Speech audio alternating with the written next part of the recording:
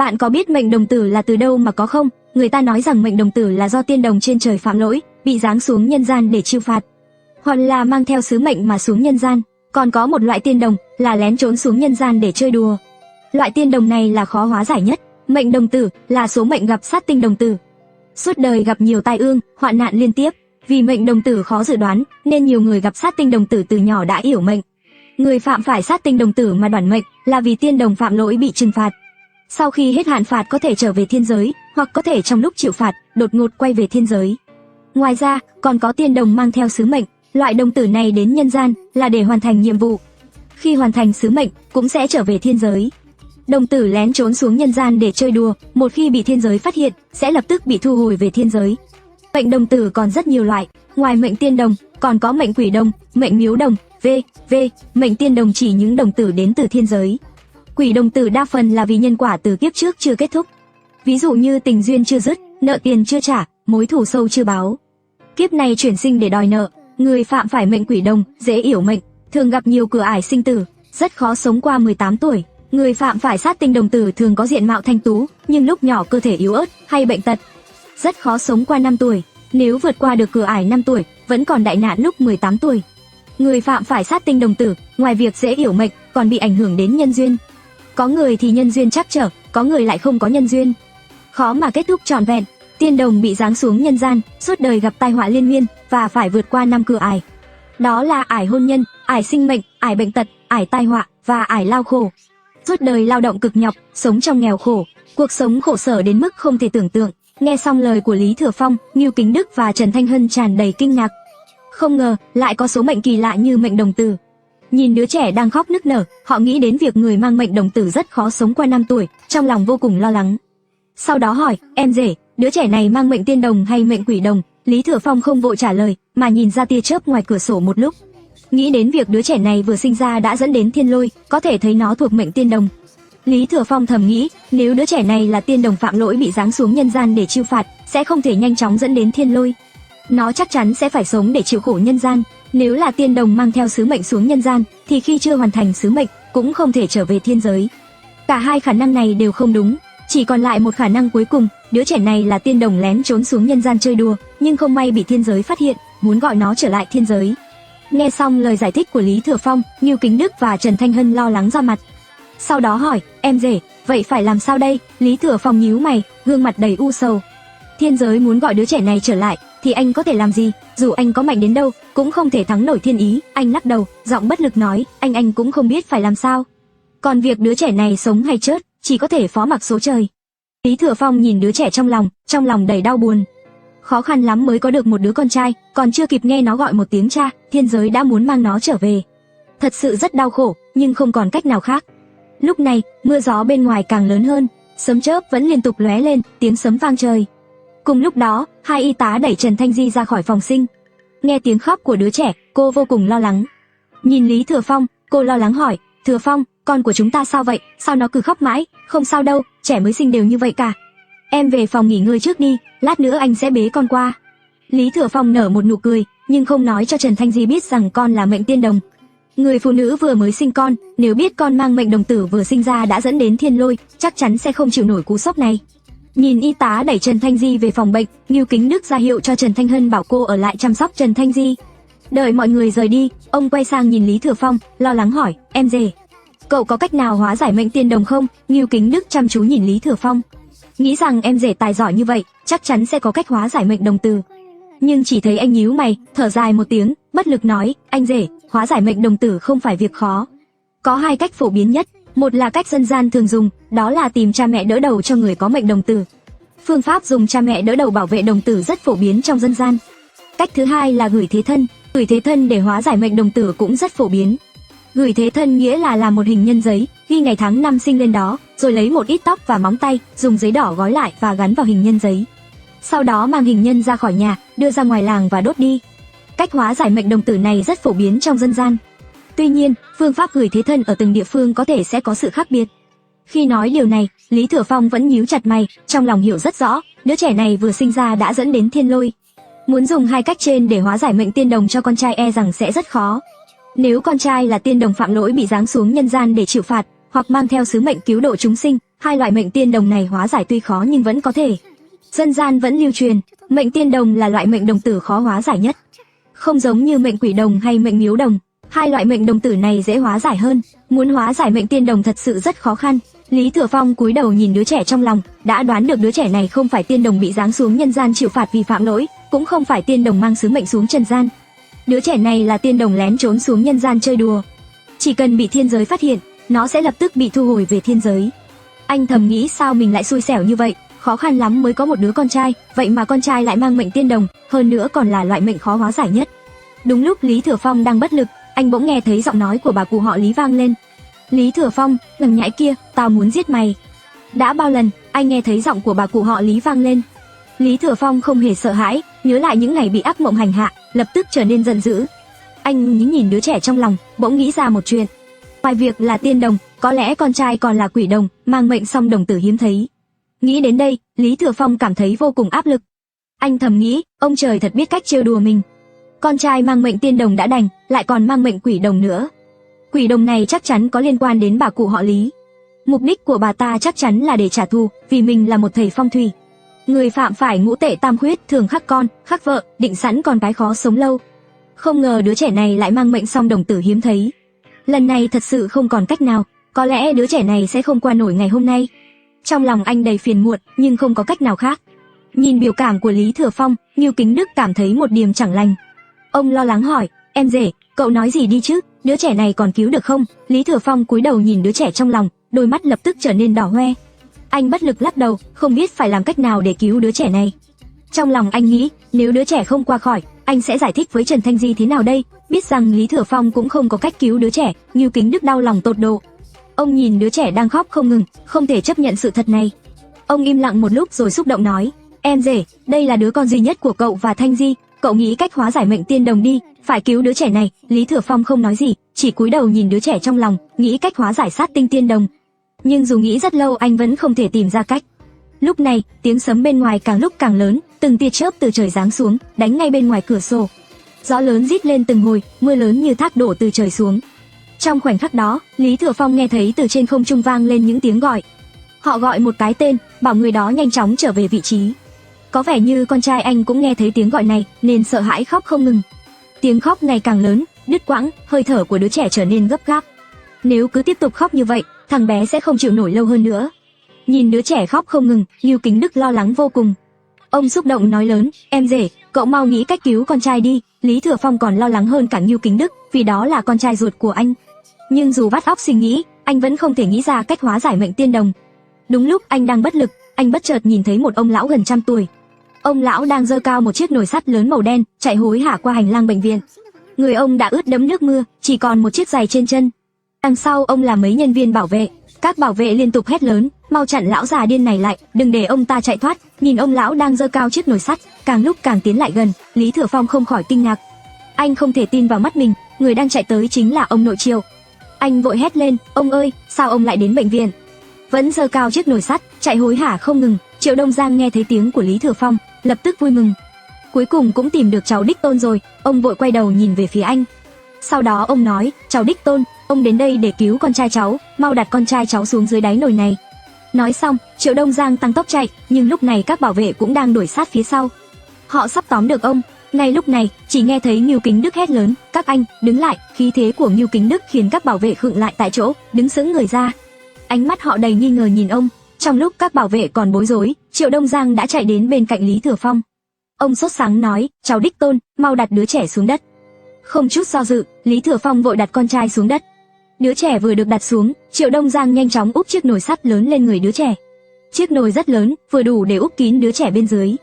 Khi chiếc nồi vừa được úp lên đứa trẻ, tiếng khóc của đứa trẻ bỗng nhiên ngừng lại. Khoảng hơn 10 giây sau, những tia chớp quanh bệnh viện bắt đầu tan dần, tiếng sấm cũng từ từ biến mất. Gió lớn và mưa rào đột ngột dừng lại, những đám mây đen nhanh chóng tan biến. Mọi thứ trở lại yên bình. Lý Thừa Phong nhìn chiếc nồi một lúc, sau đó ngước lên nhìn Triệu Đông Giang. Anh lo lắng hỏi, ông ơi, sao ông lại đến bệnh viện? Triệu Đông Giang lau nước mưa trên mặt, thở hổn hển. Ông cúi đầu nhìn xuống, chợt nhận ra vì chạy quá nhanh mình đã vô tình làm rơi mất một chiếc giày. Nhìn về phía Lý Thừa Phong, ông nói tiếp, cháu Đích Tôn, ông đã nói rồi, ông đến bệnh viện này là để cứu con trai cháu. Do hành lang bệnh viện vừa nãy quá ồn ào, bảo vệ thì la hét om sòm, nên Lý Thừa Phong không nghe rõ lời ông. Khi biết ông nội đến đây là để cứu con trai mình, anh cảm động vô cùng. Nghĩ đến việc ông đã bất chấp mưa gió, tay cầm chiếc nồi lớn chạy một quãng đường dài, anh cảm thấy trong lòng đầy áy náy. Ngưu Kính Đức đứng bên cạnh, quay đầu nhìn ra ngoài cửa sổ. Khi nãy còn là mưa gió bão bùng, sấm chớp đùng đoàng, mà giờ đây trời đã quang mây tạnh. Trời xanh không một gợn mây, ông thấy vui mừng trong lòng, nhưng cũng tò mò không ít. Vì sao khi úp chiếc nồi lớn lên người đứa trẻ, mưa gió sấm chớp lại lập tức tan biến? Ông liền hỏi, em rể, cậu mau nhìn xem, trời đã nắng rồi. Lý Thừa Phong quay đầu nhìn ra ngoài cửa sổ, gật đầu rồi thở phào nhẹ nhõm. Triệu Đông Giang thấy trời đất trở lại yên bình, nhìn chiếc nồi lớn úp trên người đứa trẻ, trong lòng thầm nghĩ, phương pháp của Lý lão ca quả thật hiệu nghiệm. Chỉ cần úp chiếc nồi lên người đứa trẻ, mưa gió sấm chớp đều biến mất ngay lập tức. Ông nói tiếp, cháu đích tôn, được rồi, mau nhấc nồi ra, để ông xem chắc trai của mình nào. Lý Thừa Phong đáp một tiếng, vội vàng cúi xuống nhấc chiếc nồi sắt lớn ra. Nhìn đứa trẻ đã không còn khóc quấy, lòng anh tràn ngập niềm vui. Anh cẩn thận bế đứa trẻ lên, đứa bé nhắm mắt, một tay đặt vào miệng, đôi mắt sáng tròn nhìn Lý Thừa Phong và mỉm cười. Triệu Đông Giang đứng bên cạnh, vội vàng nói, đưa đứa bé cho ông, để ông xem nào. Lý Thừa Phong cẩn thận đưa đứa trẻ cho Triệu Đông Giang. Triệu Đông Giang đã gần 100 tuổi, đây là lần đầu tiên ông bế một đứa trẻ. Nhìn đứa trẻ trong lòng, ông vô cùng xúc động. Ông nhìn kỹ khuôn mặt đứa trẻ một lúc, rồi bắt đầu sờ nắn khắp người đứa bé. Vẻ mặt xúc động ban đầu bỗng trở nên nghiêm nghị. Ông vội hỏi giờ sinh của đứa trẻ, rồi bắt đầu bấm đốt ngón tay tính toán. Khoảng 3 đến 4 phút sau, ông thốt lên kinh ngạc, thật không thể tin nổi, đứa trẻ này mang thiên mệnh thần thụ, trong mệnh có tiên duyên. Nếu có thể vượt qua được đại kiếp 5-8 tuổi, tương lai của nó sẽ không thể đo đếm. Do đứa trẻ này mang mệnh đồng tử, Triệu Đông Giang không thể tính toán chính xác số mệnh của nó. Nhưng có một điều có thể xác định, đứa trẻ này mang thiên mệnh thần thụ, trong mệnh có tiên duyên. Mọi sự trong trời đất đều đã được định sẵn bởi số mệnh. Ngưu Kính Đức nhìn đứa trẻ với ánh mắt kinh ngạc, không thể tin nổi. Đứa trẻ này lại mang thiên mệnh thần thụ, trong mệnh có tiên duyên. Nghe qua thật quá ấn tượng. Lý Thừa Phong thở dài một tiếng, đứa trẻ này không chỉ có mệnh thiên đồng, mà còn mang cả mệnh quỷ đồng. Liệu có thể sống qua 3 tuổi hay không vẫn còn là ẩn số, chứ đừng nói đến 18 tuổi. Nghe thấy tiếng thở dài của Lý Thừa Phong, Triệu Đông Giang mỉm cười nhẹ nhàng, nói, cháu đích tôn, không cần lo lắng. Có Lý lão ca ở đây, muốn bảo vệ đứa trẻ này thì không phải chuyện khó. Lý Thừa Phong gật đầu, trong lòng hiểu rõ, bảo vệ đứa trẻ này chắc chắn không phải chuyện dễ dàng. Ông nội đã lớn tuổi như vậy, còn phải lo lắng vì chuyện này. Lòng anh tràn đầy áy náy, nhìn ông nội người ướt sũng, thậm chí một chiếc giày cũng đã rơi mất. Lý Thừa Phong cảm thấy rất xót xa, vội vàng nói, ông nội, ông hãy đến phòng của Thanh Di để nghỉ ngơi một lát, để cháu đi mua cho ông đôi giày và bộ quần áo mới. Không cần mua đâu, ta mặc thế này là được rồi. Triệu Đông Giang đáp với giọng điệu thản nhiên, nhưng trong mắt Lý Thừa Phong, điều này không thể thản nhiên như vậy. Anh quyết định trước hết sẽ đưa con trai đến gặp Thanh Di, rồi sau đó mua giày và quần áo cho ông nội. Trên đường đến phòng bệnh của Thanh Di, Lý Thừa Phong đầy vẻ tò mò, liền hỏi tiếp, lạ thật, tại sao úp nồi lên đứa trẻ, nó lại không khóc nữa? Cái này tôi cũng không rõ, là Lý lão ca bảo tôi dùng nồi úp lên đứa trẻ. Đợi về nhà rồi hỏi Lý lão ca nhé. Được thôi, Lý Thừa Phong gật đầu, tiếp tục bước đi. Khi Ngưu Kính Đức đang nghe chuyện đầy hứng thú, điện thoại bỗng đổ chuông. Ông bắt máy theo thói quen, truyền đến một giọng nói giận dữ, thành chủ Ngưu, bây giờ ông đang ở đâu? Mau đến đây, tôi có chuyện cần nói với ông, ngài thần mộc vẫn đang chờ ở đây. Nghe rõ chưa, mau về ngay. Nghe giọng điệu trong điện thoại, Ngưu Kính Đức sắc mặt trầm xuống. Dẫu sao ông cũng là một thành chủ, vậy mà người từ trên phái xuống chẳng nể mặt chút nào, còn quát tháo ông ngay trên điện thoại. Thật là quá đáng, trong lòng ông vô cùng khó chịu, dứt khoát cúp máy. Quay sang nhìn Lý Thừa Phong, ông nở một nụ cười gượng rồi nói, em rể, tôi có chút việc phải lo, không thể đi thăm Thanh Di được. Anh rể, anh cứ lo việc đi. Lý Thừa Phong mỉm cười, nói qua loa, giọng nói trong điện thoại, tôi nghe rõ từng chữ. Trong lòng tôi tự hỏi, kẻ nào dám dùng cái giọng điệu đó nói chuyện với anh rể tôi, thật không thể chấp nhận. Nhưng cũng không có cách nào khác, dù gì đây cũng là chuyện của quan phủ. Ngưu Kính Đức thở dài một tiếng, quay người rời đi. Sau khi Ngưu Kính Đức rời khỏi, Triệu Đông Giang đi theo Lý Thừa Phong, hướng đến phòng bệnh nơi Trần Thanh Di đang ở. Chỉ một lát sau, họ đã đến phòng bệnh. Lý Thừa Phong bước vào phòng bệnh, nhìn Trần Thanh Di nằm trên giường. Nghĩ lại khi đứng ngoài phòng sinh, nghe tiếng kêu đau đớn xé lòng của cô ấy, anh cảm thấy rất xót xa. Anh dịu dàng bước đến bên giường, đặt đứa bé bên cạnh cô ấy, rồi nói, Thanh Di, cảm ơn em. Ngốc à, cảm ơn em làm gì, để em xem thằng bé, hy vọng nó không xấu giống anh. Trần Thanh Di nhìn kỹ đứa bé, trong lòng thầm thở phào nhẹ nhõm, may mà không giống bố nó. Cô nhẹ nhàng chạm tay vào má con trai, trên mặt nở nụ cười hạnh phúc. Mang thai suốt 9 tháng, cuối cùng cũng sinh hạ được con trai. Lý Thừa Phong đứng bên cạnh, nở một nụ cười. Trong lòng anh tự nhủ, dù phải trả giá thế nào, anh cũng phải bảo vệ con trai, để nó lớn lên khỏe mạnh và hạnh phúc. Đúng lúc đó, cánh cửa phòng bật mở. Trần Tinh Tinh cầm theo hộp đồ ăn bước vào, nhìn đứa bé bên cạnh Trần Thanh Di với vẻ mặt phấn khích. Cô quay sang nhìn Lý Thừa Phong, giọng đầy hứng khởi. Con trai, tôi lên chức bà nội rồi. Lý Thừa Phong gật đầu, nhìn người mẹ đang cười rạng rỡ, trên mặt anh cũng nở nụ cười. Lý Thừa Phong quay sang nhìn Triệu Đông Giang, nhìn ông cụ chân trần, người ướt sũng, cảm thấy rất áy náy. Anh vội nói, mẹ giúp con chăm sóc Thanh Di trước. Con đi mua quần áo và giày cho ông nội. Đi, con dâu để mẹ chăm sóc. Yên tâm mà đi. Trần Tinh Tinh nhìn cháu trai, vui vẻ nói. Lý Thừa Phong quay người rời khỏi phòng, chuẩn bị ra ngoài mua quần áo và giày cho ông nội. Khi rời khỏi bệnh viện phụ sản, anh đi ngang qua một phòng bệnh. Từ trong phòng bệnh vang lên giọng nói kiêu ngạo của một người phụ nữ, Thành chủ Ngưu, ông nghe cho rõ đây, cấp trên rất coi trọng chuyện này. Tất cả chi phí khám chữa bệnh và nằm viện của những đứa trẻ này sẽ do ngân sách địa phương chi trả. Ông có ý kiến gì không? Ý kiến à? Ý kiến tôi rất lớn. Ngưu Kính Đức nói với giọng giận dữ, ngân sách địa phương vốn đã eo hẹp, nhiều học sinh nghèo còn không đủ tiền đóng học phí. Thà lấy số tiền này hỗ trợ học sinh nghèo, còn hơn là chi trả viện phí cho học sinh ngoại quốc. Cái tên khốn này lại bắt ngân sách địa phương chi trả viện phí cho học sinh Nhật Bản, thật nực cười. Nghe thấy giọng nói của Ngưu Kính Đức từ trong phòng bệnh, Lý Thừa Phong dừng bước, quay đầu nhìn về phía âm thanh phát ra. Cánh cửa phòng chỉ khép hờ, một người phụ nữ trung niên với mái tóc ngắn gọn gàng đeo một cặp kính, đang trừng mắt giận dữ nhìn Ngưu Kính Đức, tiếp tục nói, Thành chủ Ngưu, giữ ý kiến của ông lại đi. Tôi không quan tâm ngân sách địa phương của ông eo hẹp hay không, đó không liên quan gì đến tôi. Nhưng chi phí y tế của những đứa trẻ này phải do ngân sách địa phương gánh vác. Vì điều này liên quan đến tình hữu nghị hai nước, liên quan đến sự phát triển kinh tế hai bên, ông hiểu không? Nghe lời của người phụ nữ, Lý Thừa Phong nheo mắt lại, thầm nghĩ, bà già này thật quá ngang ngược. Không biết anh rể sẽ đối phó thế nào. Ngay sau đó, chỉ nghe tiếng Ngưu Kính Đức giận dữ gào lên.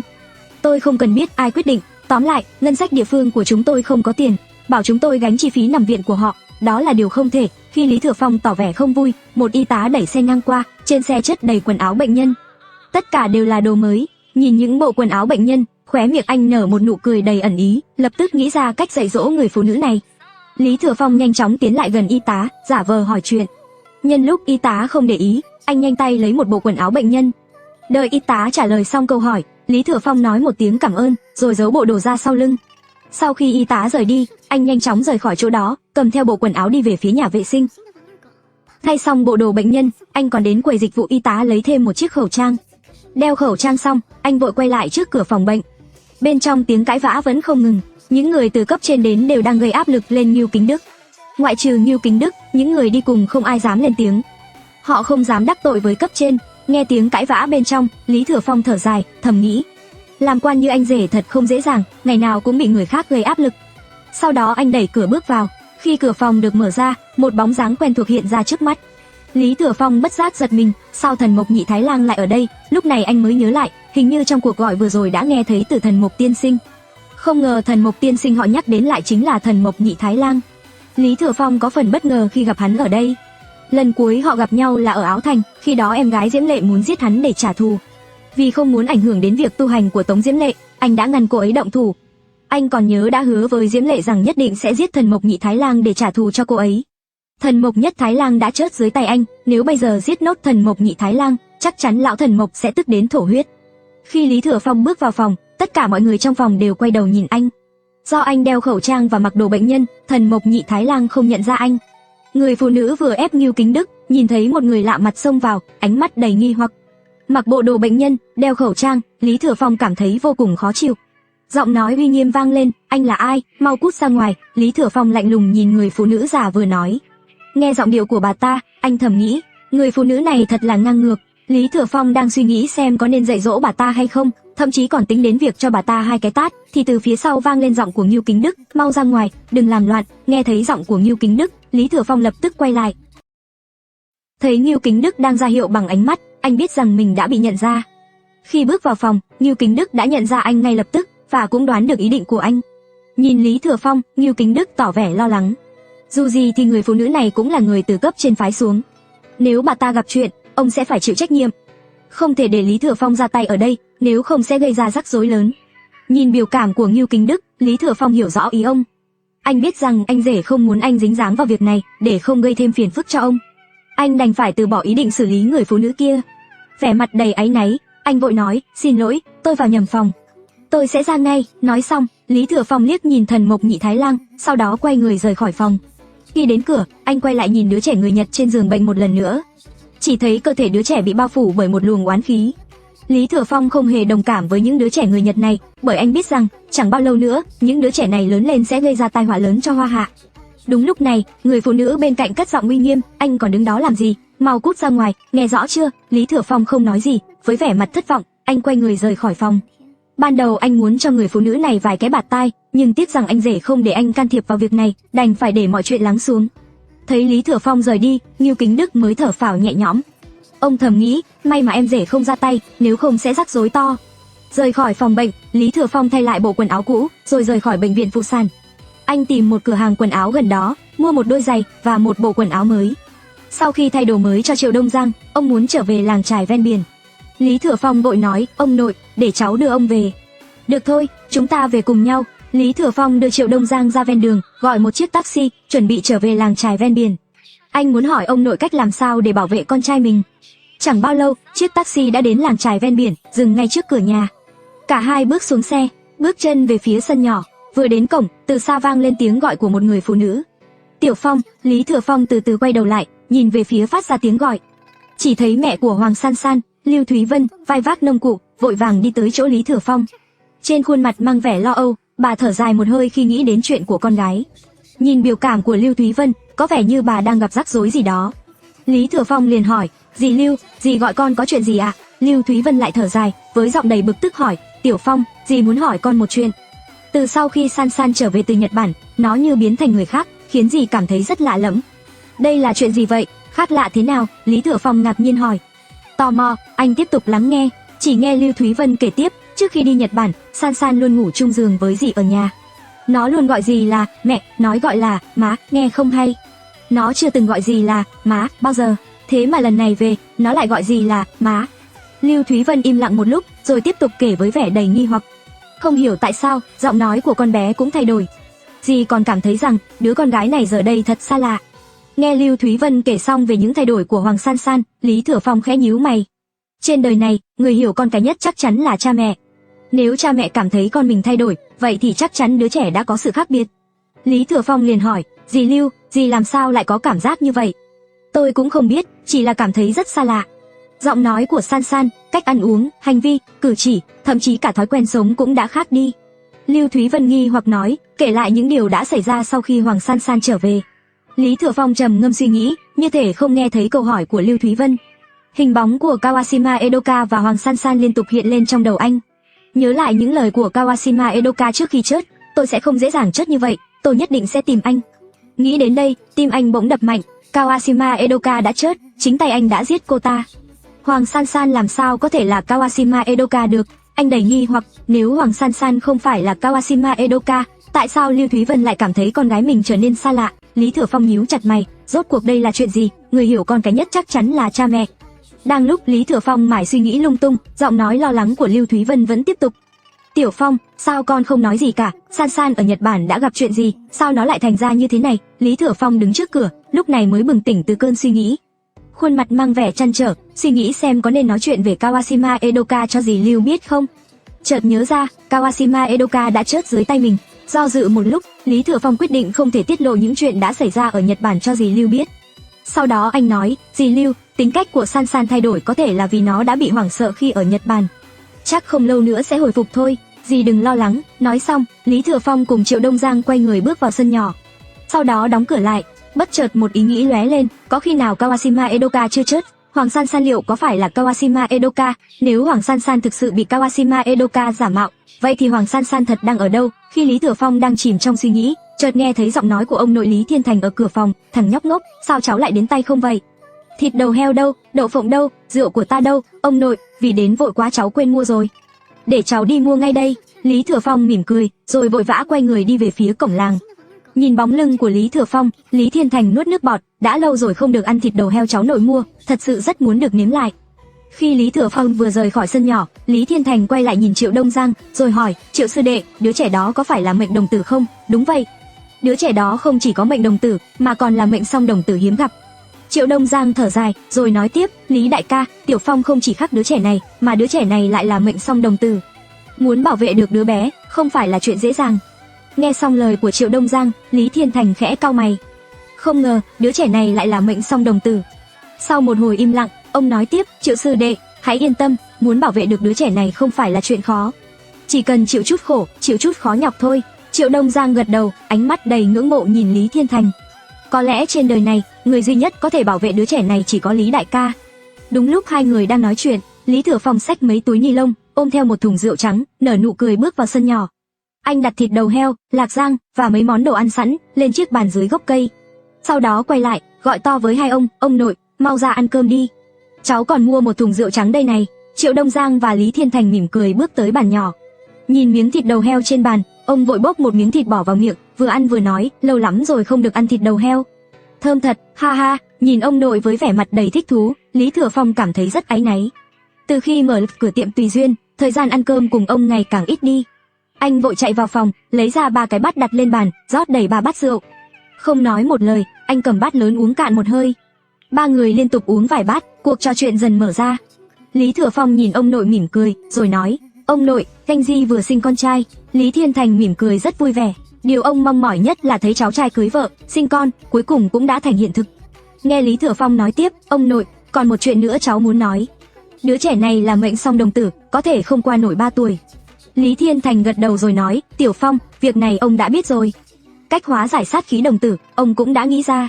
Muốn hóa giải sát khí đồng tử, không phải chuyện khó. Ông nội, làm thế nào để hóa giải sát khí song đồng tử? Biết được ông nội có cách hóa giải, Lý Thừa Phong rất vui, vội vàng hỏi về cách hóa giải sát khí đồng tử. Lý Thiên Thành không giấu giếm, đặt bát rượu xuống và nói về cách hóa giải, đồ ngốc, bởi vì cháu là thầy phong thủy. Tiết lộ thiên cơ quá nhiều, mệnh cách sẽ thay đổi, sẽ khắc vợ, khắc con, khắc cha, khắc mẹ. Bất kỳ ai gần gũi với cháu cũng sẽ bị ảnh hưởng. Muốn tránh tình huống này, cháu phải rời xa người thân. Không chỉ khắc đứa trẻ này còn mang mệnh song đồng tử. Đừng nói đến 3 tuổi, sống qua 7 ngày đã là kỳ tích. Nghe ông nội nói con trai không qua nổi 7 ngày, Lý Thừa Phong rất lo lắng, vội hỏi. Ông nội, vậy phải làm sao? Lý Thiên Thành thở dài, rồi nói tiếp, Tiểu Phong, cháu phải rời xa đứa trẻ này, bao gồm cả Trần Thanh Di và mẹ cháu. Không muốn họ bị tổn thương, cháu hãy tránh xa họ. Còn nữa, trước 5 tuổi, đứa trẻ không chỉ trải qua thiên kiếp, mà còn đối mặt với quỷ kiếp. Chắc chắn sẽ gặp nhiều kiếp nạn, ông trời sẽ không dễ dàng tha cho nó. Ta sẽ tìm cách bảo vệ đứa trẻ này, để nó sống đến 18 tuổi. Còn sau 18 tuổi sẽ ra sao, ta không đoán được. Đứa trẻ này đến 48 tuổi, sẽ gặp một đại nạn nữa, đó cũng là kiếp nạn cuối cùng. Nếu vượt qua được kiếp nạn cuối cùng, tương lai không thể đoán định. Nghe ông nói xong, Lý Thừa Phong rất bực bội, cầm lấy chai rượu. Ngửa cổ uống từng ngụm rượu lớn, nhớ lại những lời ông nội nói khi mở lại Tùy Duyên Đường, muốn anh sống một cuộc đời bình thường, yên ổn. Ông từng nói, một khi mở lại Tùy Duyên Đường, bước vào con đường xem phong thủy, quan sát âm dương, vì tiết lộ thiên cơ quá nhiều, ắt sẽ bị trời trừng phạt. Những người thân cận bên anh đều sẽ bị ảnh hưởng, có thể anh sẽ cô độc cả đời, hoặc sẽ trở thành phế nhân. Lý Thừa Phong uống cạn chai rượu trắng, nghĩ đến việc không thể gặp con trước năm con 8 tuổi, không thể gặp mẹ mình, lòng anh quặn đau. Giờ đã muộn màng rồi, đường này là anh tự chọn. Nghĩ kỹ lại, nếu không đi con đường này, anh không thể gặp được Thanh Di, cũng không gặp được mẹ mình. Nghĩ đến đây, anh mỉm cười nhẹ, đời người có được, có mất, không có gì phải hối tiếc. Rồi anh nói, ông nội, con muốn gặp con trai lần nữa, được không? Được chứ? Trong 3 ngày, con có thể gặp nó tùy ý, nhưng 3 ngày sau phải đưa đứa trẻ đến đây. Ông sẽ tìm cách bảo vệ nó. Lý Thừa Phong gật đầu, nhẹ nhàng đáp một tiếng. Thấy vẻ mặt thất vọng của anh, Triệu Đông Giang vỗ vai anh, nói, cháu, cứ tâm đi, hai ông già chúng ta, dù phải đánh đổi cả mạng già cũng sẽ bảo vệ cháu. Sau này, chúng ta sẽ truyền lại tất cả những gì đã học cho cháu bé. Lý Thừa Phong khẽ đáp một tiếng, lấy một miếng thịt đầu heo bỏ vào miệng, trong lòng thầm nghĩ còn 2 ngày nữa. 2 ngày này nhất định phải ở bên Thanh Di, thật tốt ngắm nhìn con trai. Hóa giải mệnh đồng tử thông thường tương đối đơn giản, nhưng hóa giải xong đồng tử mệnh không phải là chuyện dễ. Huống chi còn có thêm một thiên đồng tử, không biết ông nội liệu có hóa giải được không? Triệu Đông Giang thấy Lý Thiên Thành và Lý Thừa Phong đều trầm mặc, trên mặt lộ ra nụ cười, liền nâng chén rượu lên, vừa cười vừa nói, Lý đại ca, cháu lớn, đừng nghĩ nhiều nữa. Mau ăn thịt, mau uống rượu. Lý Thiên Thành và Lý Thừa Phong đều mỉm cười, vừa ăn vừa uống. Khi 3 người đang vui vẻ ăn uống, bên ngoài bất ngờ có tiếng đập cửa, cùng với giọng nói của Hoàng San San.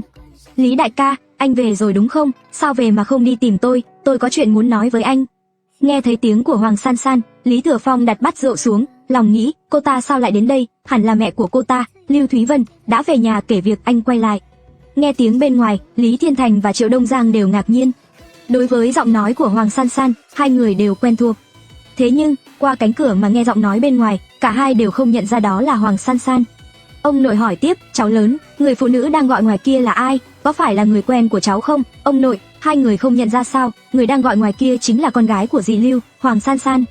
Không thể nào, sao giọng nói của San San lại thay đổi đến mức này? Triệu Đông Giang đầy nghi hoặc, lắng nghe kỹ giọng nói của Hoàng San San ngoài cửa, quả thật có sự thay đổi lớn. Lý Thiên Thành nhìn về phía cửa chính, rồi nói, thằng ngốc, mau ra mở cửa đi. Lý Thừa Phong nhẹ nhàng đáp, rồi đi ra phía cổng. Có thể do sức khỏe, cũng có thể vì đã uống nhiều, nên anh bước đi loạng choạng, chân cẳng yếu ớt. Nhìn dáng đi của Lý Thừa Phong, Triệu Đông Giang và Lý Thiên Thành khẽ nhíu mày.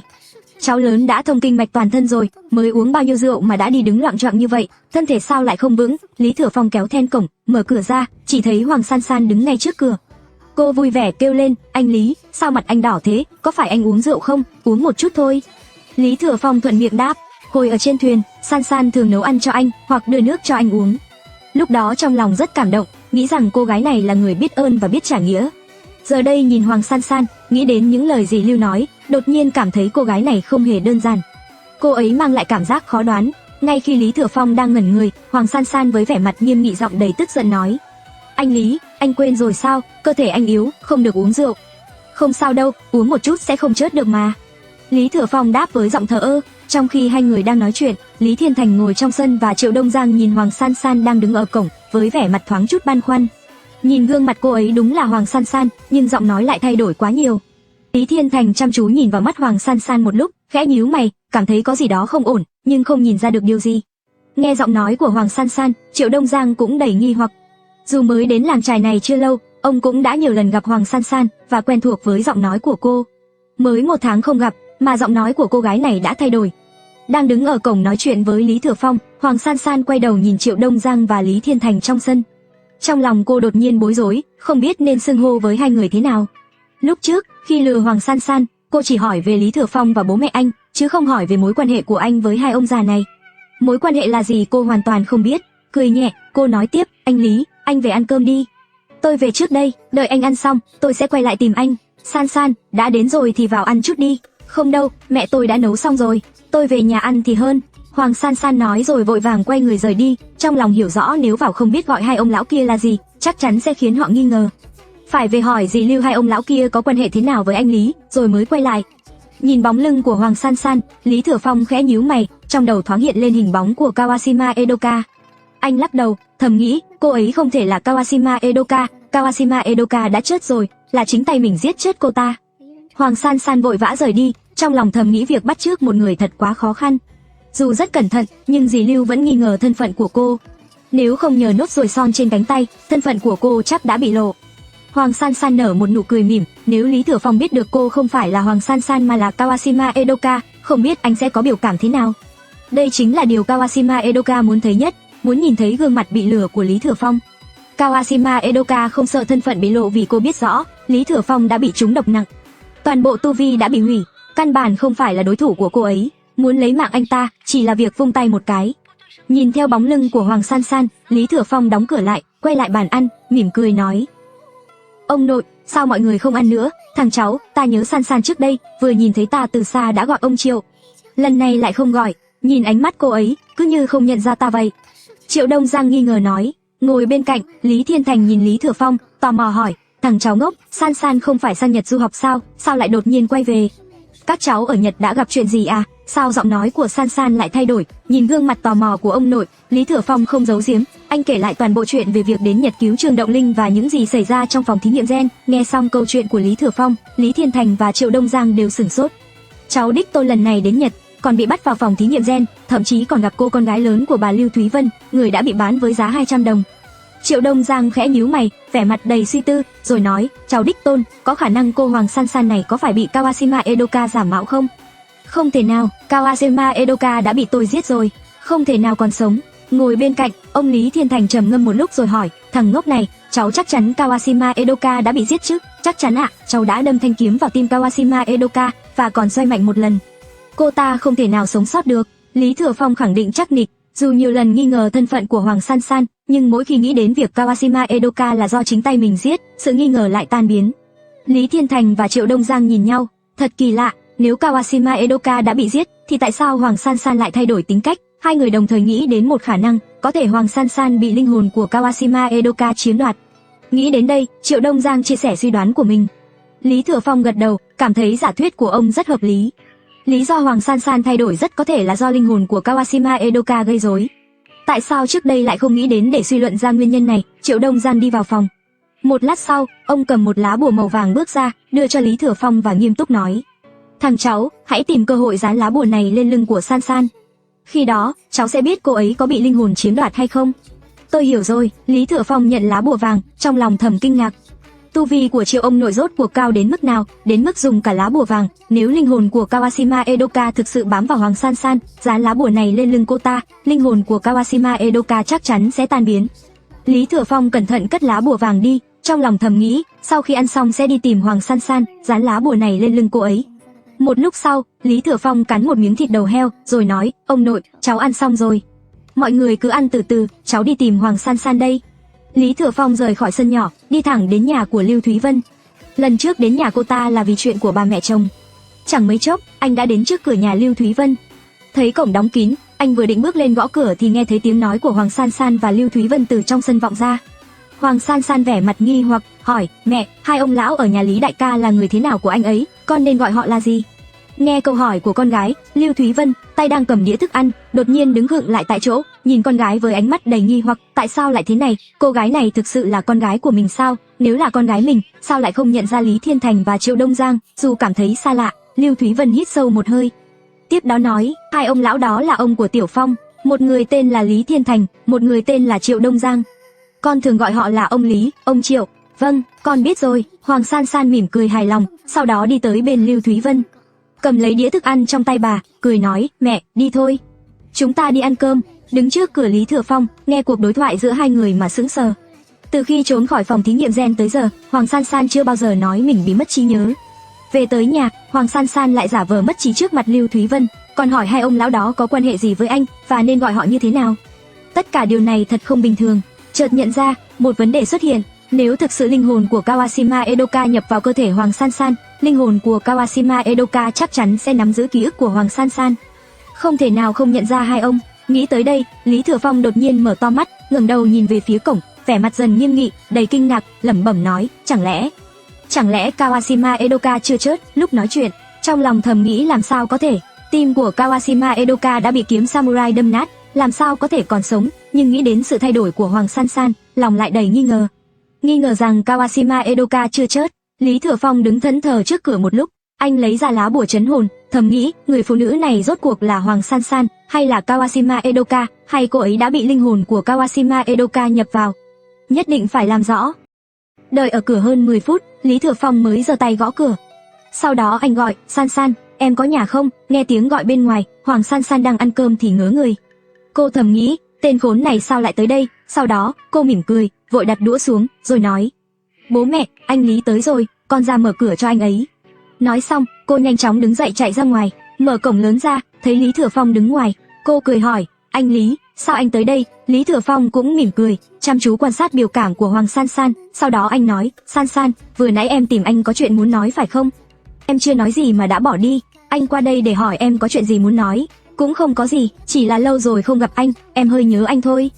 Hoàng San San nói với giọng đùa cợt. Lý Thừa Phong cũng cười theo. Cùng lúc đó, Lưu Thúy Vân bước ra cửa phòng, mỉm cười nhìn Lý Thừa Phong. Bà mời anh vào nhà ngồi chơi, tiện thể ăn chút cơm. Nếu là trước đây, chắc chắn Lý Thừa Phong sẽ không vào. Nhưng lần này, anh có mục đích riêng, nên anh không khách sáo, cố ý đi theo sau Hoàng San San vào trong phòng. Lý Thừa Phong ngước nhìn Lưu Thúy Vân đứng ở cửa, Hoàng San San phía trước che khuất tầm nhìn của bà. Nhân cơ hội này, anh nhanh chóng lấy ra lá bùa trấn hồn. Dạo bước nhanh để đuổi kịp Hoàng San San, anh vung tay đặt lá bùa lên lưng cô ấy. Đi trước, Hoàng San San cảm thấy lưng mình bị đập nhẹ. Cô vội vàng dừng lại, sắc mặt lập tức thay đổi. Trán cô toát ra một chút mồ hôi lạnh, thầm nghĩ trong lòng, chẳng lẽ Lý Thừa Phong đã phát hiện ra thân phận của mình, nên đang âm thầm tấn công sau lưng. Khoảng 3-4 giây trôi qua, sau lưng không có cảm giác đau đớn, cô mới thở phào nhẹ nhõm. Quay lại nhìn Lý Thừa Phong đứng bên trái mình, với giọng đầy nghi hoặc, cô hỏi: Anh Lý, anh đang làm gì vậy? Sao anh lại vỗ vào lưng em? Không có gì đâu. Tôi thấy trên lưng em có chút bụi, nên giúp em phủi sạch. Vừa nói, Lý Thừa Phong lại vỗ nhẹ vài cái lên lưng Hoàng San San, đồng thời nhanh chóng lấy lá bùa trấn hồn xuống. Rồi nói: Xong rồi, bụi trên người em đã được tôi phủi sạch. Biết Lý Thừa Phong chỉ giúp phủi bụi, Hoàng San San mới thở phào nhẹ nhõm. Cô nghĩ vừa nãy suýt bị anh chàng này dọa chết khiếp, còn tưởng anh ta định tấn công mình. Cô mỉm cười, nói: Anh Lý, cảm ơn anh nhé, ha ha. Không có gì, chuyện nhỏ thôi mà. Nói xong, Lý Thừa Phong ngước nhìn Lưu Thúy Vân đứng ở cửa và nói tiếp: Dì Lưu, tôi vừa nhớ ra, còn chút việc phải xử lý, nên không thể ở lại ăn cơm cùng mọi người. Tôi xin phép về trước. Hoàng San San thấy anh ta đi loạng choạng, trong lòng rất vui vẻ. Không lâu sau, Lý Thừa Phong trở về tiểu viện, hai ông cụ vẫn đang uống rượu, đĩa thịt đầu heo đã sạch sẽ. Thấy cháu trai trở về với gương mặt trầm tư, Triệu Đông Giang lập tức hỏi, cháu trai lớn, thế nào rồi, có dán được lá bùa trấn hồn lên lưng Hoàng San San không? Không. Hoàng San San không có phản ứng gì. Lý Thừa Phong thở dài, kể lại mọi chuyện đã xảy ra. Nghe xong, Lý Thiên Thành và Triệu Đông Giang đều lộ vẻ nghi hoặc. Đặt chén rượu xuống bàn, làm sao có thể như vậy được, lá bùa trấn hồn dán lên lưng Hoàng San San mà lại không có tác dụng gì. Điều này chứng tỏ hồn phách của Kawashima Edoka không nhập vào thân xác của Hoàng San San. Như vậy chỉ còn một khả năng, người đứng trước mặt có thể là Kawashima Edoka giả mạo Hoàng San San. Nhưng cháu nói rằng Kawashima Edoka đã bị cháu giết rồi, hơn nữa còn phá nát trái tim của cô ta. Trong tình huống như vậy, sống sót là điều không thể. Lý Thiên Thành nheo mắt nhìn Lý Thừa Phong, rồi hỏi tiếp, thằng nhóc, ta hỏi cháu lần cuối. Cháu thật sự chắc chắn rằng Kawashima Edoka đã chết? Ông nội, Kawashima Edoka đã thực sự bị cháu giết rồi. Lý Thừa Phong khẳng định chắc nịch, đồng thời hồi tưởng lại những gì đã xảy ra trong phòng thí nghiệm gen, mọi thứ vẫn rất rõ ràng. Kawashima Edoka đã chết dưới lưỡi dao của cậu. Lúc này, Triệu Đông Giang tò mò nói, cháu trai lớn, cháu chỉ chắc rằng mình đã giết Kawashima Edoka, nhưng liệu cháu có chắc rằng Kawashima Edoka đã thực sự chết không? Lý Thừa Phong không vội trả lời, khuôn mặt trở nên nghiêm nghị. Cậu hồi tưởng lại mọi chuyện hôm đó. Sau khi giết Kawashima Edoka, cậu đã kiểm tra hơi thở và mạch đập của cô ta. Có thể khẳng định rằng Kawashima Edoka đã chết, nhưng nghĩ đến đây, Lý Thừa Phong gật đầu, rồi lại lắc đầu. Gương mặt bối rối không biết trả lời thế nào. Thấy dáng vẻ của cậu, Lý Thiên Thành lộ vẻ tức giận. Nói tiếp, thằng nhóc, cháu có chắc chắn rằng Kawashima Edoka đã chết không? Ông nội, cháu bây giờ cũng không dám chắc nữa. Lý Thừa Phong thở dài, giọng nói đầy bất lực. Nghĩ đến sự thay đổi của Hoàng San San, cậu cũng không dám chắc Kawashima Edoka đã chết hay chưa. Nhìn dáng vẻ của Lý Thừa Phong, Lý Thiên Thành và Triệu Đông Giang không khỏi thất vọng.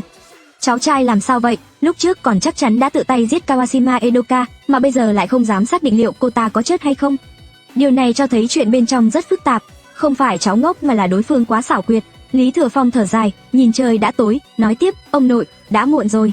Hai ông nghỉ ngơi sớm đi, cháu về xem con. Đi đi. Lý Thừa Phong quay người rời khỏi sân nhỏ, bắt một chiếc taxi, vội vàng hướng về thành phố. Ngồi trong xe, Lý Thừa Phong trong đầu toàn là hình bóng của Kawashima Edoka và những chuyện xảy ra trong phòng thí nghiệm gen. Vốn định đi thăm con và Trần Thanh Di, nhưng vừa vào thành phố, sắc mặt Lý Thừa Phong đột nhiên thay đổi. Trái tim đau dữ dội, hơi thở cũng gấp gáp hơn. Anh vội đưa tay ôm ngực, do dự một lát rồi nói, bác Tài, phiền ông đưa tôi đến Tùy Duyên Đường. Không lâu sau, chiếc taxi dừng lại trước Tùy Duyên Đường. Lý Thừa Phong gắng gượng chịu đựng cơn đau, cẩn thận mở cửa phòng. Đóng cửa lại, anh bước đến trước bàn thờ, nhìn bức tranh treo trên tường, vẫn không thấy bóng dáng của tổ sư gia, trong lòng đầy thất vọng. Cố gắng chịu đựng cơn đau, anh thắp 3 nén hương lên bàn thờ tổ sư gia. Sau đó, anh quỳ xuống đất, giọng run rẩy cầu khấn. Tổ sư gia, ngài đi đâu rồi? Sao ngài vẫn chưa trở lại? Xin ngài mau trở lại cứu giúp con. Lời vừa dứt, cửa phòng Tùy Duyên Đường bỗng rung chuyển.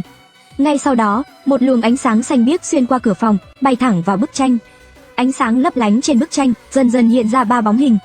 Chính là tổ sư gia, Tống Diễm Lệ và Rắn Cải Hoa. Nhìn thấy tổ sư gia trên bức tranh, Lý Thừa Phong vô cùng xúc động, giọng nói run rẩy, "Tổ sư gia, cuối cùng ngài đã trở lại." Nhìn Lý Thừa Phong đang quỳ trên đất, thấy gương mặt đầy đau đớn. Tổ sư gia rất lo lắng, vội hỏi, "Con trai, con bị sao thế?" Tổ sư gia nhìn chằm chằm Lý Thừa Phong một lúc, vẫn không nhận ra vấn đề nằm ở đâu. Chỉ nghe giọng đau đớn của thằng nhóc vang lên, "Tổ sư gia, cứu con với." Tống Diễm Lệ và Rắn Cải Hoa đều lo lắng, nhìn Lý Thừa Phong mà không biết làm sao. Lúc này, tổ sư gia cất giọng uy nghiêm, "Thằng nhóc kia, ta phá lệ cho ngươi vào thế giới trong tranh. Nhớ kỹ, tuyệt đối không được tiết lộ bí mật của thế giới này với ai." Ngay khi lời nói vừa dứt, tổ sư gia phất tay, bức tranh tỏa ra ánh sáng trắng rực rỡ. Một luồng sáng trắng bao phủ toàn thân Lý Thừa Phong, ngay sau đó luồng sáng nhanh chóng bay vào bức tranh. Lý Thừa Phong cùng ánh sáng đó bước vào thế giới trong tranh. Khi còn chưa kịp hiểu chuyện gì, anh đã ở bên trong thế giới trong tranh. Nhìn thấy tổ sư gia gần ngay trước mặt, anh xúc động kêu lên, Tổ sư gia, thằng nhóc kia, đừng quỳ nữa, đứng dậy mau." Lý Thừa Phong đứng dậy, nhìn tổ sư gia một hồi lâu, rồi quay sang quan sát 3 căn nhà tranh. Xung quanh nhà có hoa, cỏ và cây cối, trước cửa còn có một con chó vàng lớn. Không xa trên bãi cỏ, một con dê mẹ cùng 2 con dê con đang nhởn nhơ gặm cỏ. Khung cảnh trước mắt như trốn bồng lai tiên cảnh. Phía đông căn nhà còn có một mảnh vườn, trồng cà chua, cà tím, hành và dưa leo. 2 người phụ nữ đang tưới rau trong vườn, chính là Sato Mitsuko và Hatano Kawako. Quay đầu nhìn về phía đối diện căn nhà tranh, núi non trải dài bất tận. Một thác nước đổ xuống từ trên cao, mây mờ bao phủ như trốn bồng lai tiên cảnh. Ngắm nhìn cảnh đẹp trước mắt, trong lòng Lý Thừa Phong tràn đầy kinh ngạc. Không ngờ rằng khung cảnh trong tranh lại hùng vĩ đến thế. Khi Lý Thừa Phong còn đang ngỡ ngàng, tổ sư gia đứng bên cạnh nghiêm túc nói, thằng nhóc kia, cậu có phải đã hết đau ngực rồi không? Lý Thừa Phong vội giơ tay sờ lên ngực, cảm giác đau đang dần biến mất. Anh gật đầu lia lịa rồi nói, không đau lắm nữa, chắc là cơn đau đã qua rồi. Lại đây, ta kiểm tra giúp cậu xem chuyện gì xảy ra. Lý Thừa Phong vội bước đến bên tổ sư gia, đây là lần đầu anh được tiếp xúc gần với tổ sư gia, trong lòng vô cùng phấn khích. Tổ sư gia đặt tay lên người Lý Thừa Phong kiểm tra, luồng hào quang ngũ sắc chảy vào cơ thể anh, theo các kinh mạch chạy khắp cơ thể, cuối cùng tụ vào đan điền. Chẳng bao lâu sau, tổ sư gia lộ vẻ kinh ngạc, tiếp tục kiểm tra khắp người Lý Thừa Phong. Lờ mờ như nghe thấy tiếng rồng ngâm, tổ sư gia ngạc nhiên hỏi, thằng nhóc kia, ngươi làm sao lại có khí tức của thần long? Tổ sư gia, khí tức thần long là gì ạ? Lý Thừa Phong đầy ngơ ngác, không hiểu tổ sư gia đang nói gì. Sao cơ thể anh lại có khí tức thần long được chứ? Tổ sư gia tiếp tục kiểm tra trên người Lý Thừa Phong, trong lòng thầm nghĩ, thằng nhóc này đã trải qua chuyện gì, tại sao trên người lại có khí tức của thần long? Nghe nói bản thân có khí tức thần long, Lý Thừa Phong ngơ ngác không hiểu chuyện gì. Chính anh cũng không biết khí tức đó đến từ đâu. Tổ sư gia nhìn chằm chằm Lý Thừa Phong, rồi nói, thằng nhóc, nghĩ kỹ lại xem, gần đây cậu có thấy sức mạnh mình đột nhiên tăng lên không? Hãy nhớ lại trước khi sức mạnh tăng lên, đã gặp chuyện gì? Lý Thừa Phong chìm vào suy nghĩ, nhớ lại những chuyện đã xảy ra gần đây. Anh nhớ lại trong phòng thí nghiệm gen, bị người Nhật tiêm vi khuẩn vào người, chịu đựng đau đớn đến sống không bằng chết. Khi đó, tưởng chừng không qua nổi, không biết chuyện gì đã xảy ra, mơ hồ cảm nhận được một luồng sức mạnh chảy vào đan điền. Sau đó, anh tỉnh lại và cảm thấy toàn thân tràn đầy năng lượng. Anh dễ dàng giết được Kawashima Edoka, nhưng vì thời gian đó anh rơi vào trạng thái hôn mê nên không nhớ rõ chuyện gì đã thực sự xảy ra. Nhìn vẻ mặt nghi hoặc của Lý Thừa Phong, tổ sư gia không hỏi thêm nữa. Có vẻ như ngay cả cậu ta cũng không biết khí tức thần long trên người đến từ đâu. Ngay lúc đó, Tống Diễm Lệ đứng bên cạnh nóng lòng nhìn tổ sư gia hỏi, sư phụ, người còn chưa nói tại sao Lý đại ca lại đau ngực. Tổ sư gia khoanh tay ra sau, nhìn Lý Thừa Phong, tổ sư gia nghiêm túc nói, thằng nhóc, khi ta kiểm tra cơ thể ngươi, ta không chỉ phát hiện khí tức của thần long, mà còn thấy một luồng độc tố kỳ lạ. Luồng độc tố này đã chặn các kinh mạch của ngươi, lan khắp tứ chi. Điều đó khiến cơ thể ngươi ngày càng suy yếu. Mỗi khi vận khí, độc tố sẽ theo kinh mạch dồn về tim, gây độc khí công tâm, đau đớn vô cùng. Dù ngươi có tu vi cao đến đâu, cũng không thể chống lại kẻ địch, chỉ có thể chịu chết. Nghe tổ sư gia nói đến đây, Cải Hoa Xà tỏ vẻ nghi hoặc, vội hỏi, sư gia, Lý tiên sinh chúng phải độc gì? Tổ sư gia lắc đầu, về loại độc mà Lý Thừa Phong chúng phải, ta cũng không rõ. Độc này vô cùng bá đạo, dù ta là thần tiên, muốn giải độc cũng không phải việc dễ dàng. Tổ sư gia thầm nghĩ, thằng nhóc này trúng độc sâu thế mà vẫn chưa chết, đều nhờ vào khí tức thần long trên người. Nếu không có khí tức này cường hóa cơ thể, thì e rằng thằng nhóc đã mất mạng từ lâu. Tổ sư gia nhíu mày, rồi hỏi, thằng nhóc, ngươi làm sao mà bị trúng độc? Tổ sư gia, tôi cũng không biết. Lý Thừa Phong ngơ ngác không hiểu, không ngờ nguyên nhân đau ở ngực lại là do trúng độc. Ngoài việc ở phòng thí nghiệm gen, người Nhật đã tiêm vi khuẩn vào người hắn không tiếp xúc với bất cứ thứ gì có độc. Nghĩ nát, cũng không hiểu tại sao lại như vậy. Ngay lúc đó, tổ sư gia nhắc nhở, thằng nhóc, nghĩ kỹ lại đi, trước khi ngực ngươi bắt đầu đau, có ăn đồ người khác đưa không? Nghe tổ sư gia nhắc nhở, Lý Thừa Phong nheo mắt, ngay lập tức nghĩ đến việc Hoàng San San thường xuyên nấu cơm cho hắn ăn và luôn đưa cho hắn một chai nước khoáng để uống. Lúc đó, nghĩ đến những hành động kỳ lạ của Hoàng San San, Lý Thừa Phong nhíu mày. Chính là sau khi ăn đồ người đó nấu, uống nước người đó đưa, ngực hắn mới bắt đầu đau. Trong khi Lý Thừa Phong còn đang suy nghĩ mông lung, tổ sư gia khoanh tay sau lưng, tiếp tục nói, thằng nhóc, ngươi có ăn đồ người khác đưa không? Dạ có. Lý Thừa Phong gật đầu, lúc này hắn đã hiểu rõ. Việc hắn trúng độc rất có thể liên quan đến Hoàng San San. Nghĩ đến sự thay đổi của Hoàng San San, dù Lý Thừa Phong có ngốc, cũng đoán được rằng Kawashima Edoka chưa chết. Sát khí từ từ hiện trên khuôn mặt, nắm tay siết chặt, kêu răng rắc. Hắn lạnh giọng nói, Kawashima Edoka, ngươi lừa ta thê thảm.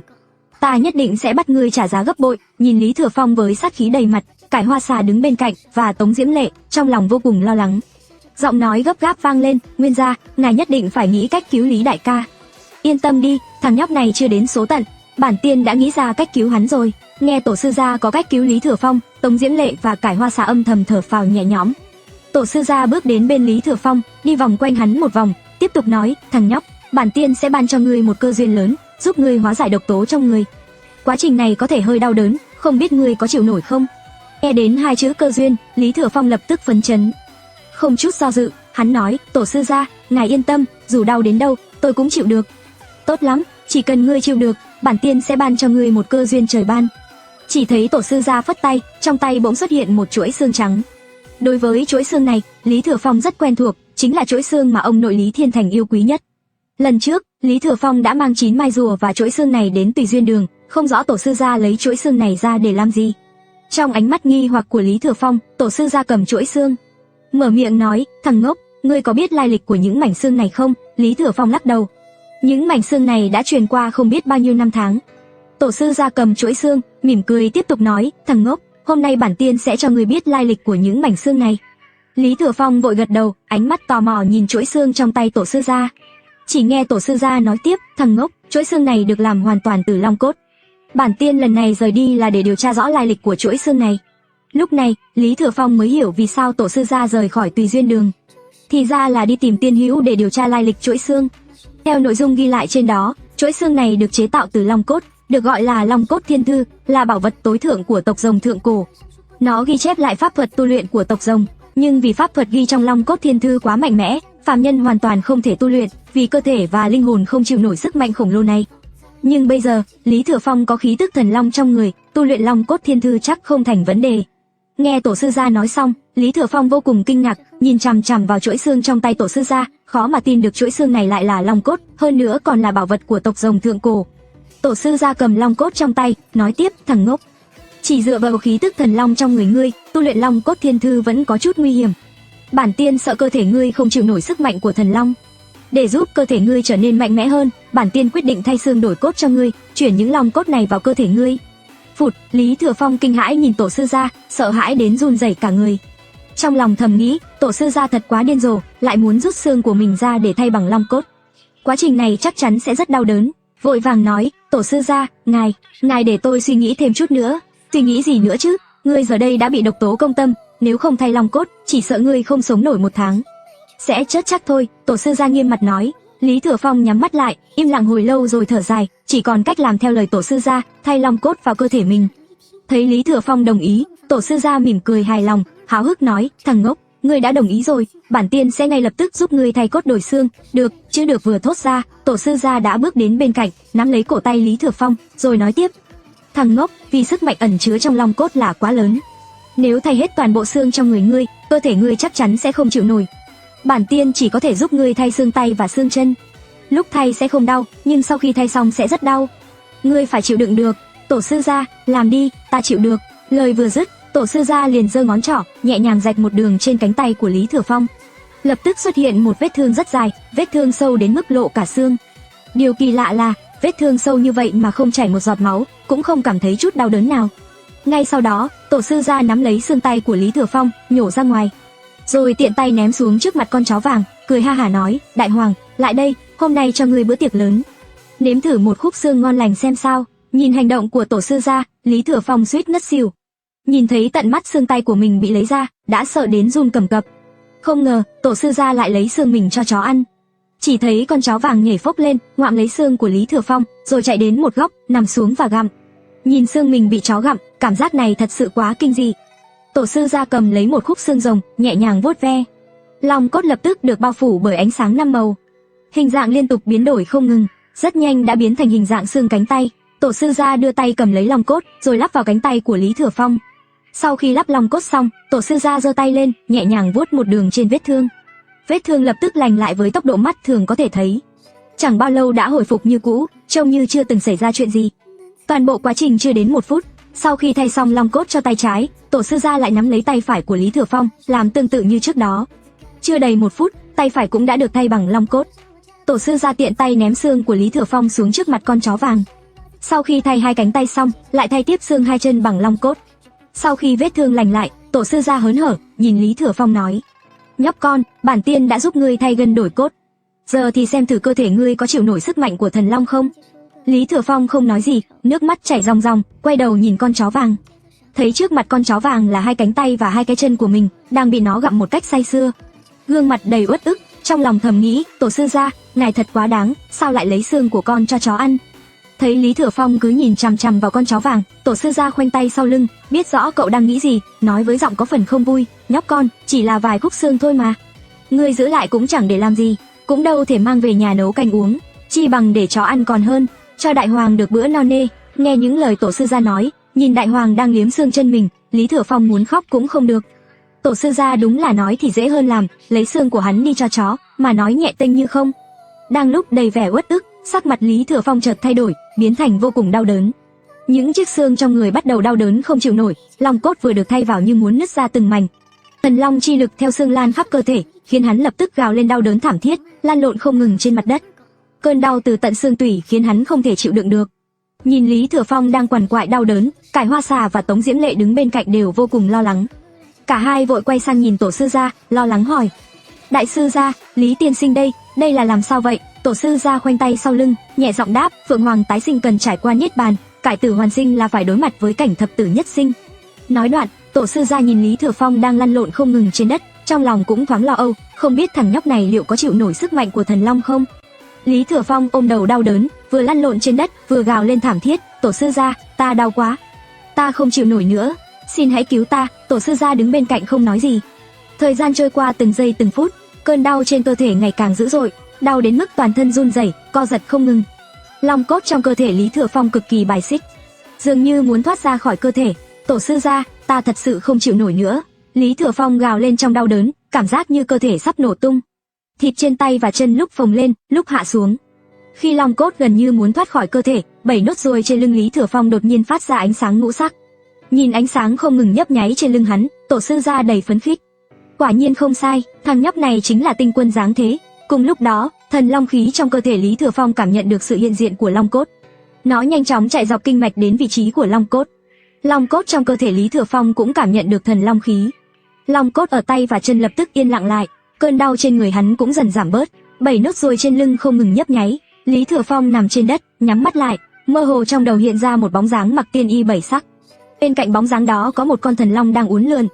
Hình ảnh chỉ lóe lên thoáng qua, cơn đau trên cơ thể cũng theo đó mà biến mất. Đồng thời, hắn có thể cảm nhận rõ ràng rằng thần long khí trong cơ thể và long cốt đã hòa làm một.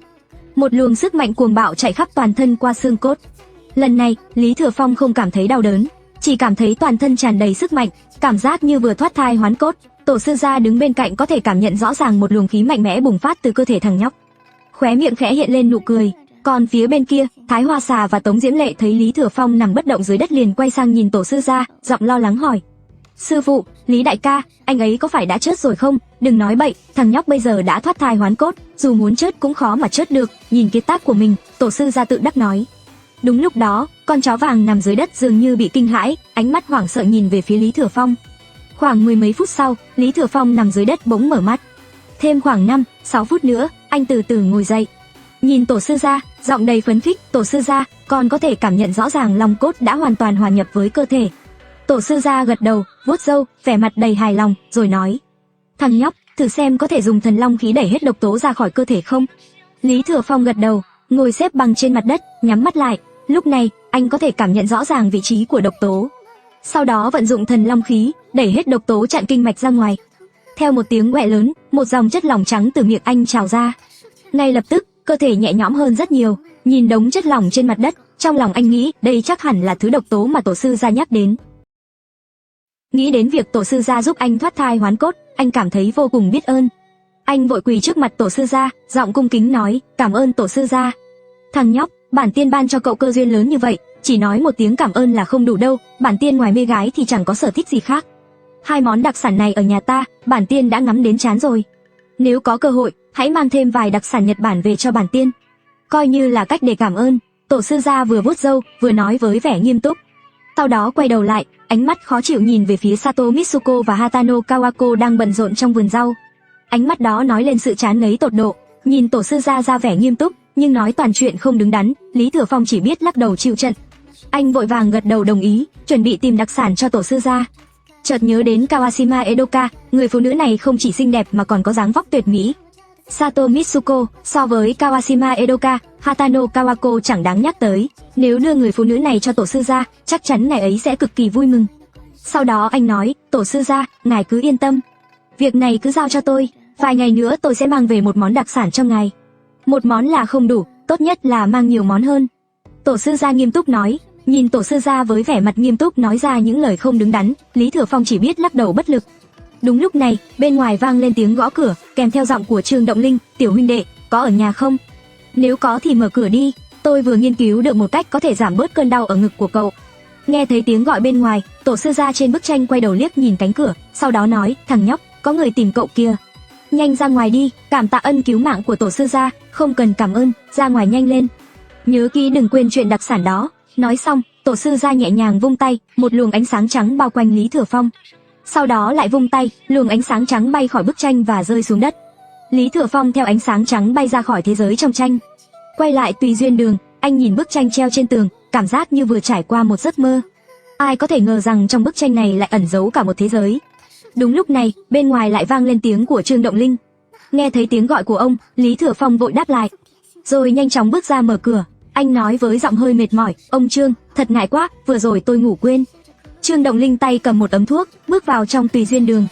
Với giọng đầy quan tâm, ông nói tiếp, cậu bạn trẻ, đây là thang thuốc tôi vừa sắc xong.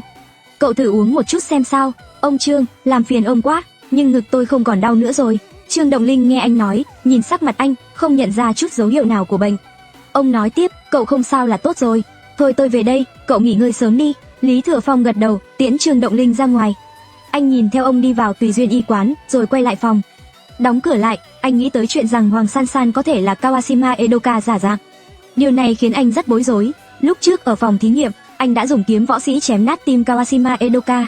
Sao cô ta có thể không chết? Lý Thừa Phong đầy lo lắng. Nếu Hoàng San San thực sự là Kawashima Edoka, việc ông Trương chạy trốn về Hoa Hạ chắc chắn sẽ bị Viện Nghiên cứu Hán Phương ở Nhật Bản biết. Họ nhất định sẽ không tha cho ông Trương. Để ông Trương tiếp tục mở y quán ở thành phố Thanh Châu là một việc vô cùng nguy hiểm. Lần này không thể giống lần trước, người của Viện Nghiên cứu Hán Phương chỉ muốn bắt ông về Nhật Bản. Nếu ra tay lần nữa, chắc chắn họ sẽ giết ông ngay tại chỗ. Lý Thừa Phong không thể bảo vệ Trương Động Linh suốt ngày đêm. Cần phải tìm một nơi an toàn cho ông. Nhớ lại lời đề nghị của Sở Vân Hồng lúc trước, để ông Trương gia nhập Quốc Y Đường, nhưng ông đã từ chối. Nếu ông Trương đồng ý đến Quốc Y Đường, không chỉ có người bảo vệ ông, mà ông còn có thể đóng góp lớn cho sự phát triển của Đông Y. Nghĩ đến đây, Lý Thừa Phong quyết định thuyết phục ông Trương gia nhập Quốc Y Đường. Nhìn đồng hồ thấy vẫn còn sớm, anh rời Tùy Duyên Đường, đến Tùy Duyên y quán, nói rõ ý định với Trương Động Linh. Anh nói với giọng đầy bất đắc dĩ, ông Trương, đây là cách duy nhất. Ông mở y quán ở Thanh Châu thực sự rất nguy hiểm. Người của Viện Nghiên cứu Hán Phương chắc chắn sẽ không tha cho ông. Tôi hy vọng ông có thể suy nghĩ lại, gia nhập Quốc Y Đường. Trương Động Linh thở dài, sau một lúc do dự, ông gật đầu. Cậu bạn trẻ, tôi biết họ sẽ không tha cho tôi. Giờ không còn cách nào khác, để giữ mạng tôi đành phải gia nhập Quốc Y Đường. Thấy ông Trương đồng ý gia nhập Quốc Y Đường, Lý Thừa Phong thở phào nhẹ nhõm. Trong lòng anh nghĩ, về nhà phải gọi ngay cho Sở Vân Hồng, bảo anh ấy cử người đến đón ông Trương. Sau khi sắp xếp ổn thỏa nơi ở cho gia đình ông, Lý Thừa Phong cảm thấy nhẹ nhõm hơn. Sau đó anh nhìn thời gian nghĩ đến việc chỉ còn 3 ngày. Anh bước ra khỏi Tùy Duyên Đường, đóng cửa tiệm rồi bắt một chiếc taxi. Anh dự định đến bệnh viện phụ sản để dành thời gian bên con trai. Chẳng bao lâu, taxi đã dừng trước cửa bệnh viện phụ sản. Lúc này đã là 9 giờ tối. Anh bước vào phòng bệnh, nhìn thấy Trần Thanh Di và con trai đang nằm trên giường, cùng mẹ anh ngồi trên giường phụ chăm sóc. Nghĩ đến việc phải xa con trai sau 3 ngày nữa, cùng xa mẹ và vợ, trong lòng anh trăm mối cảm xúc khó tả. Mẹ anh, Trần Tinh Tinh, đang ngồi trên giường phụ thấy con trai bước vào, liền mỉm cười hỏi. Tiểu Phong, trễ thế này rồi, sao con lại đến? Lý Thừa Phong kể cho mẹ việc con trai mình có mệnh đồng tử, phải xa cha mẹ trong 18 năm để tránh thiên kiếp, và về chuyện tìm người thế mạng. Trần Thanh Di bế con trong lòng, nghe lời anh nói mà lòng đầy tin tưởng. Dù rất không nỡ, nhưng cô cũng hiểu rõ, vì con mà phải làm như vậy. Cô mỉm cười, nhìn về phía mẹ chồng, bình thản nói, mẹ, không sao đâu. 18 năm qua nhanh thôi mà. Trần Tinh Tinh mỉm cười, rồi hỏi, à đúng rồi, tên của đứa trẻ các con đã nghĩ ra chưa? Mẹ, chúng con nghĩ xong từ lâu rồi, bố nó tên là Lý Thừa Phong, đứa trẻ sẽ được đặt tên là Lý Ngự Phong. Trần Thanh Di nằm trên giường mỉm cười, vội vàng trả lời. Trần Tinh Tinh trầm ngâm, miệng lẩm bẩm, Lý Ngự Phong. Cái tên này hay lắm, đúng là Lý Ngự Phong. Với cái tên này, Lý Thừa Phong cũng rất hài lòng. Cưỡi gió mà bay, hành gió mà đi, nếu con trai anh vượt qua kiếp nạn năm 8 tuổi, thành tựu tương lai không thể lường trước. Trong 3 ngày kế tiếp, mặc dù đã đoán ra Hoàng San San có thể là Kawashima Edoka cải trang, anh cũng không vội vạch trần thân phận cô ta. Anh tạm gác mọi việc, chỉ ở bên con trai và Trần Thanh Di. 3 ngày trôi qua rất nhanh, nghĩ đến lời ông nội nói, 3 ngày sau phải đưa con đến làng chài nhỏ, Lý Thừa Phong không dám chậm trễ.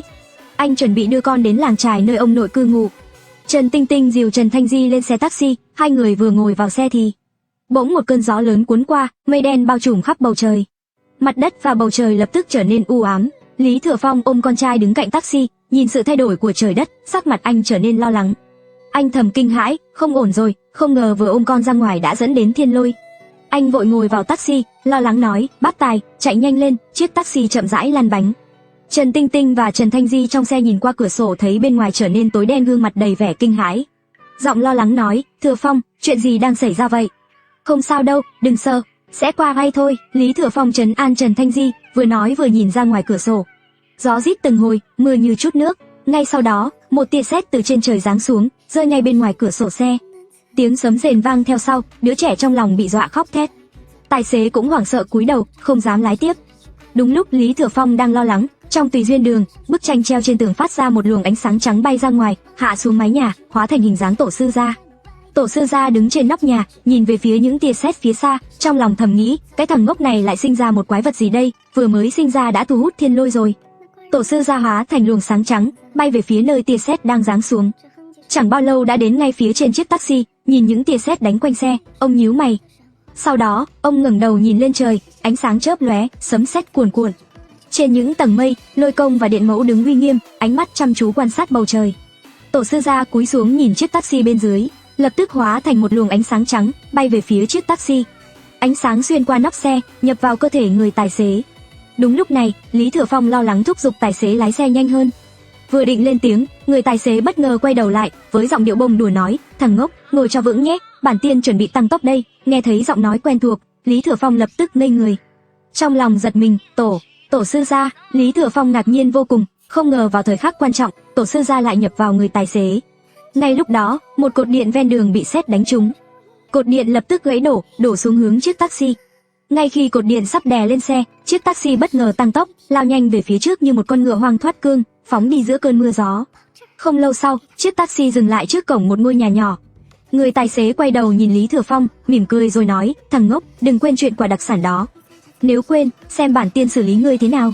Lý Thừa Phong đầy vẻ bất lực, nhìn mẹ và Trần Thanh Di không dám cãi lại tổ sư gia. Anh chỉ gật đầu lia lịa. Sau đó, chỉ thấy một luồng sáng trắng bay ra từ người tài xế taxi, hướng về phía nhà Tùy Duyên mà bay đi. Một gia đình ôm đứa trẻ bước xuống xe, rồi bước chậm rãi vào trong sân nhỏ. Người đi phía trước là Lý Thừa Phong, vừa mới đẩy cửa vào thì thấy Hoàng San San chạy ra từ trong nhà. Cô mỉm cười vui vẻ và nói lớn, Lý đại ca, anh đến rồi. Nhìn Hoàng San San, Lý Thừa Phong chợt nghĩ đến việc cô có thể là Kawashima Edoka, khiến tim anh khẽ đập mạnh. Anh nhìn quanh sân, tìm kiếm hai ông cụ, lo rằng hai ông cụ đã bị Kawashima Edoka hãm hại. Lý Thừa Phong không khỏi bàng hoàng. Trong lúc anh còn đang sững sờ, Hoàng San San đã chạy tới bên cạnh anh, nhìn về phía Trần Thanh Di ôm đứa trẻ và Trần Tinh Tinh bên cạnh. Vẻ mặt cô hơi thay đổi, trong lòng tự hỏi, hai người phụ nữ này có quan hệ gì với Lý Thừa Phong, Hoàng San San có quen họ không, nên xưng hô với họ như thế nào, nếu nhầm lẫn, rất có thể sẽ khiến Lý Thừa Phong nghi ngờ. Trong khi Kawashima Edoka đang nghĩ cách đối phó, bỗng nghe Lý Thừa Phong hỏi, hai ông tôi đâu rồi? Lý đại ca, tôi vừa nấu chút canh sườn cho ông Triệu và ông Lý. Hai ông đang ăn trong phòng. Biết được hai ông đang ăn canh sườn do Hoàng San San nấu, Lý Thừa Phong mở to mắt, tim đập mạnh. Anh nghĩ đến việc Hoàng San San có thể đã hạ độc vào nước, khiến anh vô cùng lo lắng. Lo rằng cô ta đã bỏ độc vào canh sườn, Lý Thừa Phong rất bất an, nhưng lại không dám để lộ ra. Anh khẽ mỉm cười, rồi bước vào trong phòng. Lý Thừa Phong cố tỏ vẻ rất xúc động, lại quay sang Hoàng San San nói mấy câu cảm ơn, rồi nhanh chóng đi đến cửa phòng.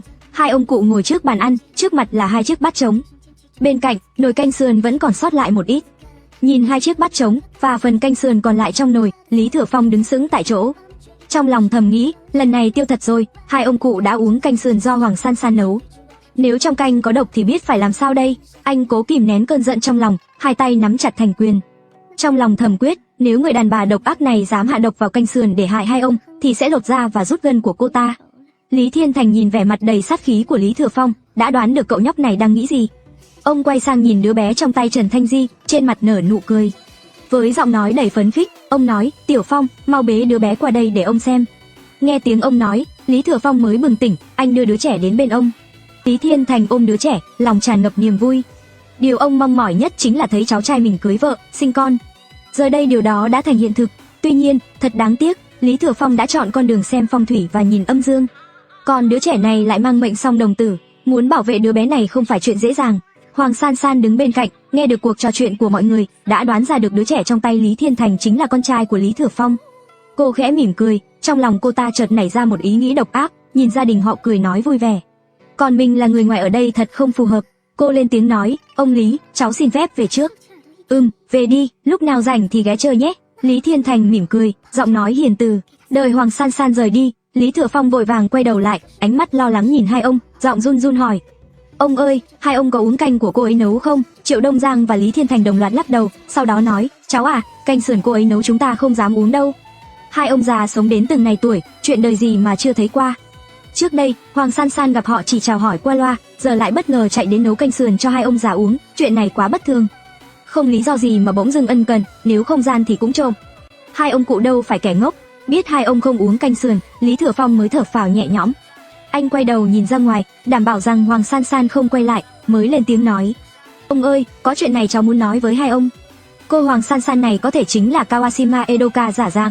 "Cháu à, vài hôm trước cháu còn nói đã giết Kawashima Edoka rồi, giờ sao lại nói Hoàng San San là Kawashima Edoka giả dạng? Kawashima Edoka rốt cuộc có thật sự bị cháu giết chết không?" Nghe ông nói vậy, Lý Thừa Phong lập tức quay đầu nhìn mẹ, trong lòng thầm nghĩ: Triệu ông nội sao lại nói ra hết mọi chuyện, nếu mẹ biết chuyện cháu giết người, chắc chắn sẽ lo lắng và sợ hãi. Lý Thừa Phong nhìn hai ông, sau đó vội chuyển chủ đề: "Ông ơi, làm thế nào để hóa giải sát khí song đồng tử?" Lý Thiên Thành cúi xuống nhìn đứa trẻ trong tay, sau đó ngẩng đầu lên, rồi bắt đầu giải thích cách hóa giải sát khí song đồng tử. Trước tiên cần phải tiễn đồng tử đi, xem có thể đuổi đồng tử đi hay không, vì đứa trẻ này mang mệnh song đồng tử, khi làm lễ phải dùng hai hình nhân bằng giấy. Cần tìm hai cha mẹ đỡ đầu cho đứa bé, để cha mẹ đỡ đầu bảo vệ đứa bé. Ngũ hành của cha mẹ đỡ đầu phải tương sinh với đứa bé, không được tương khắc. Cả tuổi cũng không được xung khắc, nếu không sẽ phản tác dụng. Ngoài ra, vào những ngày trời âm u, khi sấm sét, mưa rông, đứa trẻ này không được ra ngoài, phải ở trong nhà. Nghe ông giảng xong cách hóa giải sát khí song đồng tử, Lý Thừa Phong đã hiểu, ông định dùng cách tiễn hình nhân thay thế để đuổi đồng tử ra khỏi đứa bé. Anh nhớ ông từng nói, cách này chỉ có thể đuổi đồng tử bình thường. Muốn tiễn thiên đồng tử không phải chuyện dễ dàng, hiện tại không còn cách nào khác, chỉ có thể làm theo lời ông. Anh nói tiếp: "Ông ơi, cháu sẽ đi tìm người làm hình nhân giấy ngay." "Không cần đâu, ông Triệu của cháu biết làm hình nhân giấy. Để ông Triệu làm là được rồi. Hơn nữa, người thường làm hình nhân giấy cũng không đuổi được thiên đồng tử." Lý Thừa Phong quay sang nhìn Triệu Đông Giang, không ngờ ông Triệu lại biết làm hình nhân giấy. Làm hình nhân giấy là một công việc đòi hỏi kỹ thuật, nghe nói còn có rất nhiều điều kiêng kỵ trong đó. Triệu Đông Giang bảo Lý Thừa Phong chuẩn bị vài cành liễu, một ít thân cây cao lương và giấy ngũ sắc, những vật liệu cần thiết để làm hình nhân giấy. Khi đang làm dở hình nhân giấy, Triệu Đông Giang bảo Lý Thừa Phong lấy một ít tóc của đứa trẻ và một chút móng tay. Sau đó ông lấy một tờ giấy vàng, viết ngày tháng năm sinh của đứa bé lên trên đó, rồi hỏi: "Cháu à, đứa trẻ này tên là gì?" "Lý Ngự Phong." "Tên hay đấy." Nói xong, Triệu Đông Giang viết tên lên bên cạnh ngày tháng năm sinh. Ông gói tóc và móng tay lại trong tờ giấy vàng, rồi lấy một sợi dây buộc chặt. Ông buộc nó vào thân cao lương bên trong hình nhân giấy. Hình nhân đã làm xong, Lý Thiên Thành nhìn đồng hồ, đã hơn 11 giờ đêm. Ông nhìn đứa trẻ một lần nữa, rồi nói: "Đã đến giờ rồi, bắt đầu thôi." Nghe ông nói bắt đầu, Lý Thừa Phong vẫn có chút căng thẳng trong lòng, không biết có thể đuổi được thiên đồng tử hay không. Mọi người cùng đi ra sân, ngồi trên xe lăn, Lý Thiên Thành ngẩng đầu nhìn bầu trời. Trăng sáng treo cao, sao trời rải khắp, khiến đêm tối tựa như ban ngày. Triệu Đông Giang đứng bên cạnh, cũng ngẩng đầu nhìn thoáng qua bầu trời đêm. Rồi ông hỏi: "Anh Lý, chúng ta có thể bắt đầu được chưa?" "Được rồi, mang đứa trẻ ra đây đi." Trần Thanh Di bế đứa trẻ ra sân, đi đến trước bàn lễ. Trên bàn lễ có nến, lư hương và một số lễ vật. Trước bàn lễ dựng hai hình nhân giấy. Giữa đêm khuya, hai hình nhân giấy trong ánh nến càng trở nên kỳ dị. Lý Thiên Thành đã dạy toàn bộ cách tiễn đồng tử cho Lý Thừa Phong. Lý Thừa Phong làm theo lời ông, vẽ bùa Thái Thượng Chính Nhất Diên Sinh Bảo Mệnh Chú và Thái Thượng Chính Nhất Đồng Tử Tướng Quân Bảo Mệnh Chú lên người đứa trẻ. Sau khi vẽ bùa xong, anh đặt đứa trẻ vào chiếc giỏ trước bàn lễ. Rồi anh tiến đến trước bàn lễ, thắp nến, đốt một ít vàng mã và cắm hương vào lư hương. Sau khi chuẩn bị xong mọi thứ, anh cầm lấy cây bút lông, chấm máu gà trống, rồi tiến đến hai hình nhân giấy để vẽ mắt cho chúng. Sau khi vẽ mắt xong, hai hình nhân giấy lập tức tràn đầy linh khí.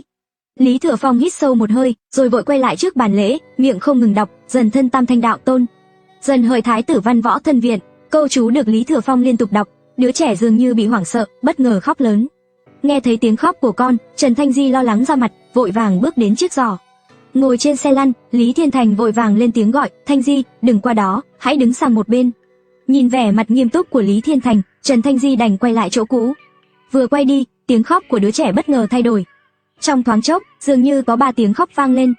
Cô bị giật mình kinh hãi, vội vàng nhìn về phía đứa trẻ. Nghe tiếng khóc ấy, Trần Thanh Di sợ đến mức mặt tái nhợt. Trong lòng cô thắc mắc, làm sao từ cơ thể của đứa trẻ lại phát ra 3 tiếng khóc. Ngồi trên xe lăn, Lý Thiên Thành và Triệu Đông Giang đứng bên cạnh đều nhìn về phía Lý Thừa Phong đang đọc chú. Trong lòng họ nghĩ, thiên đồng tử là loại đồng tử khó tiễn nhất trong tất cả, không biết liệu có thể tiễn đi được không. Lý Thừa Phong dường như không nghe thấy tiếng khóc, anh tiếp tục chăm chú đọc chú. Khi câu chú liên tục được đọc, từ cơ thể đứa trẻ bất ngờ bay ra một bóng hình xanh lục, rơi lên hình nhân giấy bên phải. Lý Thừa Phong nhìn thoáng qua hình nhân giấy, trong lòng hiểu rõ, bóng hình rơi lên hình nhân giấy bên phải là quỷ đồng tử. Giờ chỉ còn lại Thiên Đồng Tử, muốn tiễn Thiên Đồng Tử đi không phải chuyện dễ dàng. Lý Thừa Phong nhanh chóng đọc chú liên tục, nhưng dù có đọc thế nào, Thiên Đồng Tử trong cơ thể con trai vẫn không có dấu hiệu rời đi. Thấy Thiên Đồng Tử không chịu rời đi, Lý Thừa Phong vẫn giữ vẻ bình tĩnh. Bởi khi thực hiện pháp thuật không được để cảm xúc dao động quá lớn. Anh đưa tay lấy từ bát trên bàn lễ một nắm đậu đỏ, đậu vàng, đậu xanh, đậu đen và đậu nành. Anh rải chúng lên người đứa trẻ. Sau đó, anh lấy một nắm tro hương rải lên hình nhân giấy bên trái. Tiếng khóc của đứa trẻ lập tức trở nên lớn hơn. Chẳng bao lâu, một bóng trắng mờ ảo xuất hiện, bay ra khỏi cơ thể đứa trẻ và đáp xuống hình nhân giấy bên trái. Thấy bóng trắng đáp xuống hình nhân giấy, Lý Thừa Phong thầm thở phào nhẹ nhõm. Thiên Đồng Tử và Quỷ Đồng Tử trong cơ thể con trai đã rời đi, nhập vào hình nhân giấy. Không dám chậm trễ, anh vội lấy 2 sợi dây đỏ trên bàn lễ, buộc chặt 2 hình nhân giấy lại, để ngăn Thiên Đồng Tử và Quỷ Đồng Tử thoát ra khỏi hình nhân giấy và trở lại cơ thể đứa trẻ. Sau khi làm xong mọi thứ, anh vội vàng quay sang nhìn ông nội, chưa kịp nói gì, Lý Thiên Thành đã nhanh chóng lên tiếng, "Tiểu Phong, Thiên Đồng Tử và Quỷ Đồng Tử đã ra ngoài. Mau đưa hình nhân giấy ra khỏi làng, sau đó đốt cháy chúng." "Vâng." Lý Thừa Phong không dám chậm trễ, anh và Triệu Đông Giang mỗi người cầm một hình nhân giấy, rời khỏi sân. Vừa bước ra khỏi sân, một cơn gió lạnh bất ngờ thổi xuống từ trên trời. Ngay sau đó, 2 sợi dây đỏ đột nhiên rơi xuống đất. Lý Thừa Phong hoảng hốt ngước lên nhìn 2 hình nhân giấy. Sợi dây đỏ buộc trên hình nhân giấy đều bị đứt, một luồng ánh sáng trắng từ hình nhân giấy bay ra, quay lại nhập vào cơ thể đứa trẻ. Lý Thừa Phong hoảng hốt quay đầu nhìn con trai, trong lòng đầy bất lực. Anh thấy mọi việc sắp thành công, nhưng không ngờ Thiên Đồng Tử lại quay trở lại cơ thể đứa trẻ. Anh quay sang, nhìn về phía Lý Thiên Thành và gấp gáp hỏi, phải làm sao đây, Thiên Đồng Tử lại quay về rồi. Lý Thiên Thành lo lắng nói, đừng dừng lại, Thiên Đồng Tử còn lại, chúng ta sẽ nghĩ cách khác. Triệu Đông Giang và Lý Thừa Phong gật đầu, mỗi người cầm một hình nhân giấy tiếp tục bước đi. Sau khoảng 5-6 phút, họ đến được bên ngoài ngôi làng. Rời khỏi làng, Triệu Đông Giang đặt hình nhân giấy xuống đất. Lý Thừa Phong lấy bật lửa và châm vào hình nhân giấy. Khi hình nhân giấy bắt đầu cháy, một giọng nói của bà lão phát ra từ bên trong hình nhân giấy, Lý Thừa Phong, đồ xúc sinh, ta sẽ không tha cho ngươi.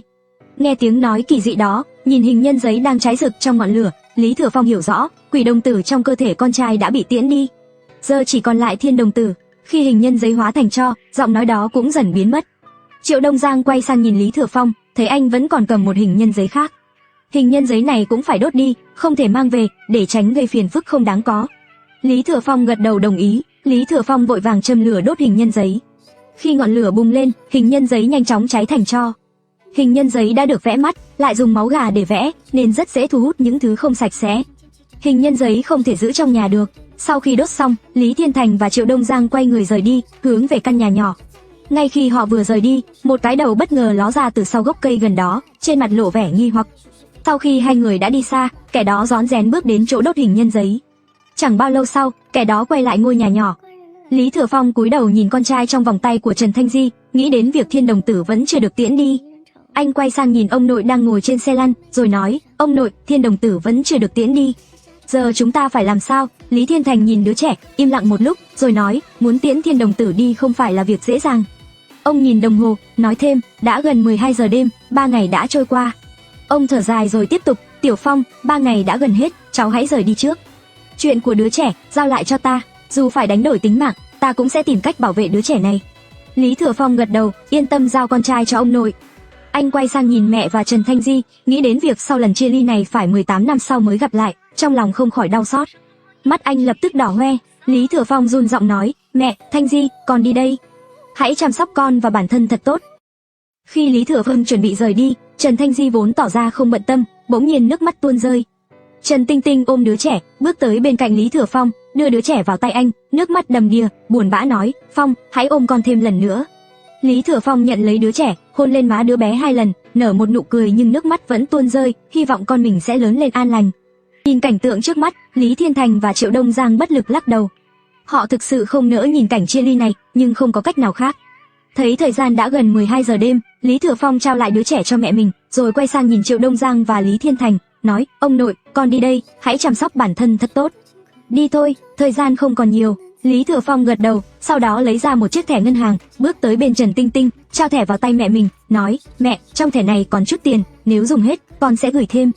Hãy giúp con chăm sóc ông nội. Phong, mẹ không cần tiền của con ở bên ngoài cần tiền hơn. Làm cha mẹ là như vậy, nhiều bậc cha mẹ chưa bao giờ nhận tiền từ con cái, thậm chí còn muốn để dành thêm tiền cho con. Trần Tinh Tinh nhất quyết không nhận, Lý Thừa Phong đành đưa thẻ ngân hàng cho Trần Thanh Di.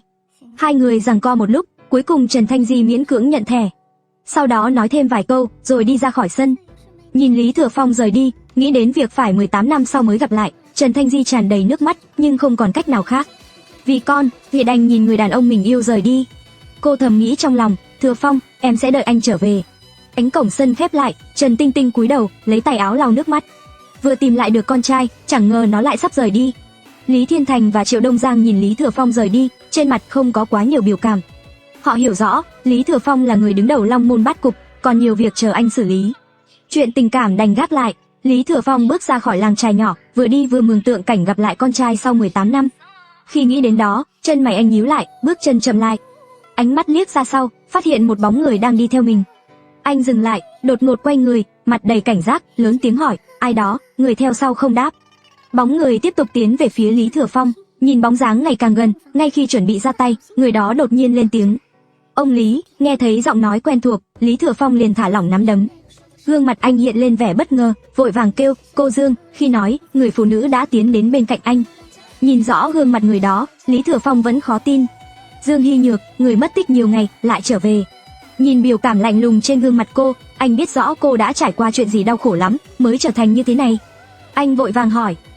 Cô Dương, rốt cuộc đã xảy ra chuyện gì ở Cảng Thành? Gương mặt Dương Hy Nhược đầy sát khí, nhưng không vội kể lại chuyện đêm hôm đó. Cô lo lắng nói, ông Lý, tôi có điều muốn nói với ông. Kawasima Aker chưa chết, cô ta đã giết Hoàng San San, rồi giả mạo thân phận của cô ấy, và hạ độc vào nước của ông. Tôi đã biết chuyện này rồi. Gương mặt Lý Thừa Phong cũng hiện lên sát khí. Kawasima Aker, người phụ nữ ác độc này, ngay cả em gái ruột cũng giết.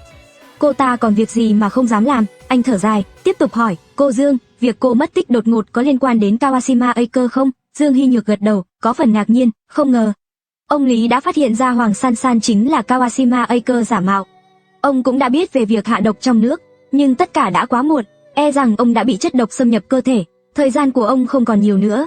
Dương Hy Nhược im lặng trong giây lát, rồi kể lại toàn bộ những gì đã xảy ra đêm hôm đó. Cô nói bằng giọng đầy sát khí, đêm hôm đó, Kawasima Aker đã dẫn tôi đến một vách đá. Cô ta bẻ gãy tay chân tôi, rồi còn định bắt tôi về, để tôi tận mắt chứng kiến ông bị độc phát mà chết. Dương Hy Nhược bị rơi xuống vách đá, chìm vào biển lớn.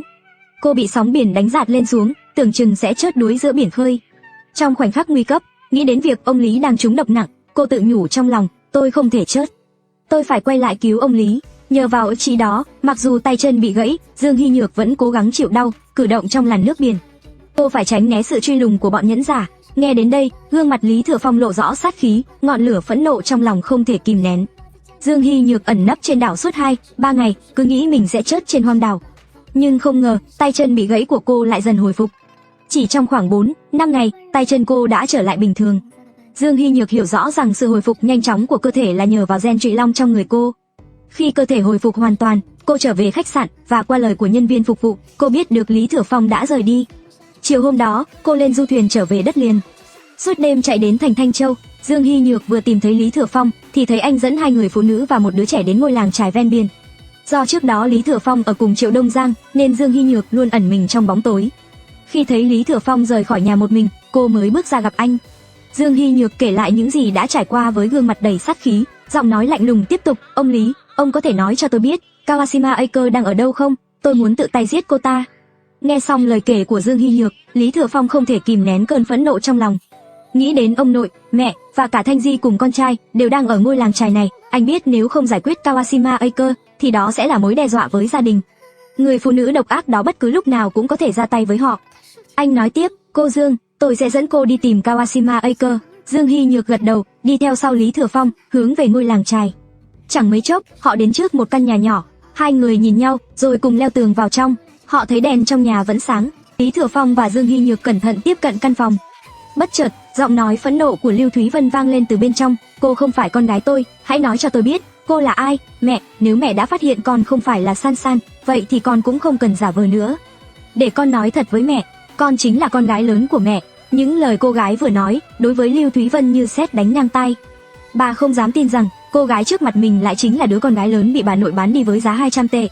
Run rẩy hỏi, con thật sự là con gái mẹ? Miêu Miêu, mẹ, đúng vậy. Con chính là con gái lớn của mẹ. San San đã bị Lý Thừa Phong giết chết rồi. Anh ta sợ chuyện giết người bị bại lộ, nên mới để con giả làm em gái về nhà. Nghe Kawasima Aker nói xong, ngọn lửa giận trong lòng Lý Thừa Phong bùng lên không thể kiềm chế. Người phụ nữ này thật quá gian xảo. Ngay lập tức, anh bước về phía căn phòng, chuẩn bị tính sổ với Kawashima Aker. Vừa bước được 2 bước thì Dương Hy Nhược phía sau gọi gấp. Ông Lý, để tôi đi, ông hãy tìm chỗ trốn đi. Lý Thừa Phong gật đầu, hiểu rõ ý của Dương Hy Nhược. Anh quay người đi về phía góc tối của bức tường. Lúc này, trong phòng, Lưu Thúy Vân nghĩ đến việc San San bị Lý Thừa Phong giết chết, bà giận đến mức dậm chân thình thịch. Đúng lúc Kawashima Aker đang thầm đắc ý, thì bên ngoài bất ngờ vang lên tiếng một người phụ nữ. Kawashima Aker, rõ ràng là cô đã giết Hoàng San San, vậy mà còn đổ oan cho ông Lý. Thật là đê tiện và vô liêm sỉ. Nghe thấy tiếng nói quen thuộc từ ngoài sân, Kawashima Aker sững người lại, rất bất ngờ. Không ngờ Dương Hy Nhược lại tìm được đến đây. Kawashima Aker trầm ngâm một lúc, rồi xác định rằng chắc chắn Lý Thừa Phong cũng đã đến. Việc anh không xuất hiện, có lẽ là do bị trúng độc, mất hết sức mạnh, không dám ra mặt chịu chết, mà đang lén lút ẩn nấp đâu đó để quan sát. Nghĩ rằng chắc chắn Dương Hy Nhược đã nói cho Lý Thừa Phong biết cô ta chính là Kawashima Aker, việc tiếp tục giả vờ là vô nghĩa. Đã đến lúc kết thúc trò chơi này, cô quay đầu nhìn Dương Hy Nhược, miệng nở một nụ cười nhạt, tay nhẹ nhàng cử động, một luồng khí lạnh ngưng tụ trong lòng bàn tay. Nhân lúc Dương Hy Nhược còn do dự, cô ta bất ngờ vung tay đánh thẳng vào ngực cô ấy. Dương Hy Nhược đã chuẩn bị từ trước, nhìn thấy đòn tấn công của Kawashima Aker, liền nhanh chóng né sang một bên. Trong lúc né tránh, Dương Hy Nhược vung mạnh cánh tay, từ cơ thể phát ra một tiếng long ngâm. Một luồng khí mạnh lao ra, nhắm thẳng vào Kawashima Aker. Thấy Dương Hy Nhược vung trưởng tấn công, Kawashima Aker không hề né tránh. Bình tĩnh một cách kỳ lạ, cô ta túm lấy chồng của Lưu Thúy Vân kéo chắn phía trước. Ngay sau đó, một tiếng hét thảm thiết vang lên, chồng của Lưu Thúy Vân phun ra một ngụm máu tươi, chậm rãi ngã xuống đất. Lưu Thúy Vân nhìn cảnh tượng bất ngờ trước mắt, một lúc vẫn chưa hoàn hồn.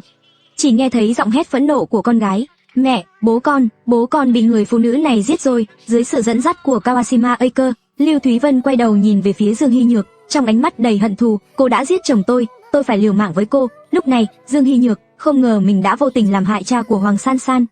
Cái Kawashima Aker này quả thật quá tàn nhẫn. Đòn vừa rồi cô ta hoàn toàn có thể dễ dàng né được, nhưng lại dùng chính cha ruột mình làm lá chắn.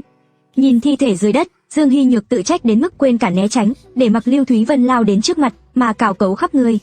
Kawashima Aker nhìn thi thể dưới đất, khóe miệng nở một nụ cười. Trong mắt cô ta, người chết dưới chân chẳng khác gì một con mèo, con chó, hoàn toàn không liên quan đến mình. Nhìn thấy Dương Hy Nhược đang tự trách và đứng ngẩn ra tại chỗ, Kawashima Aker biết rằng cơ hội đã tới.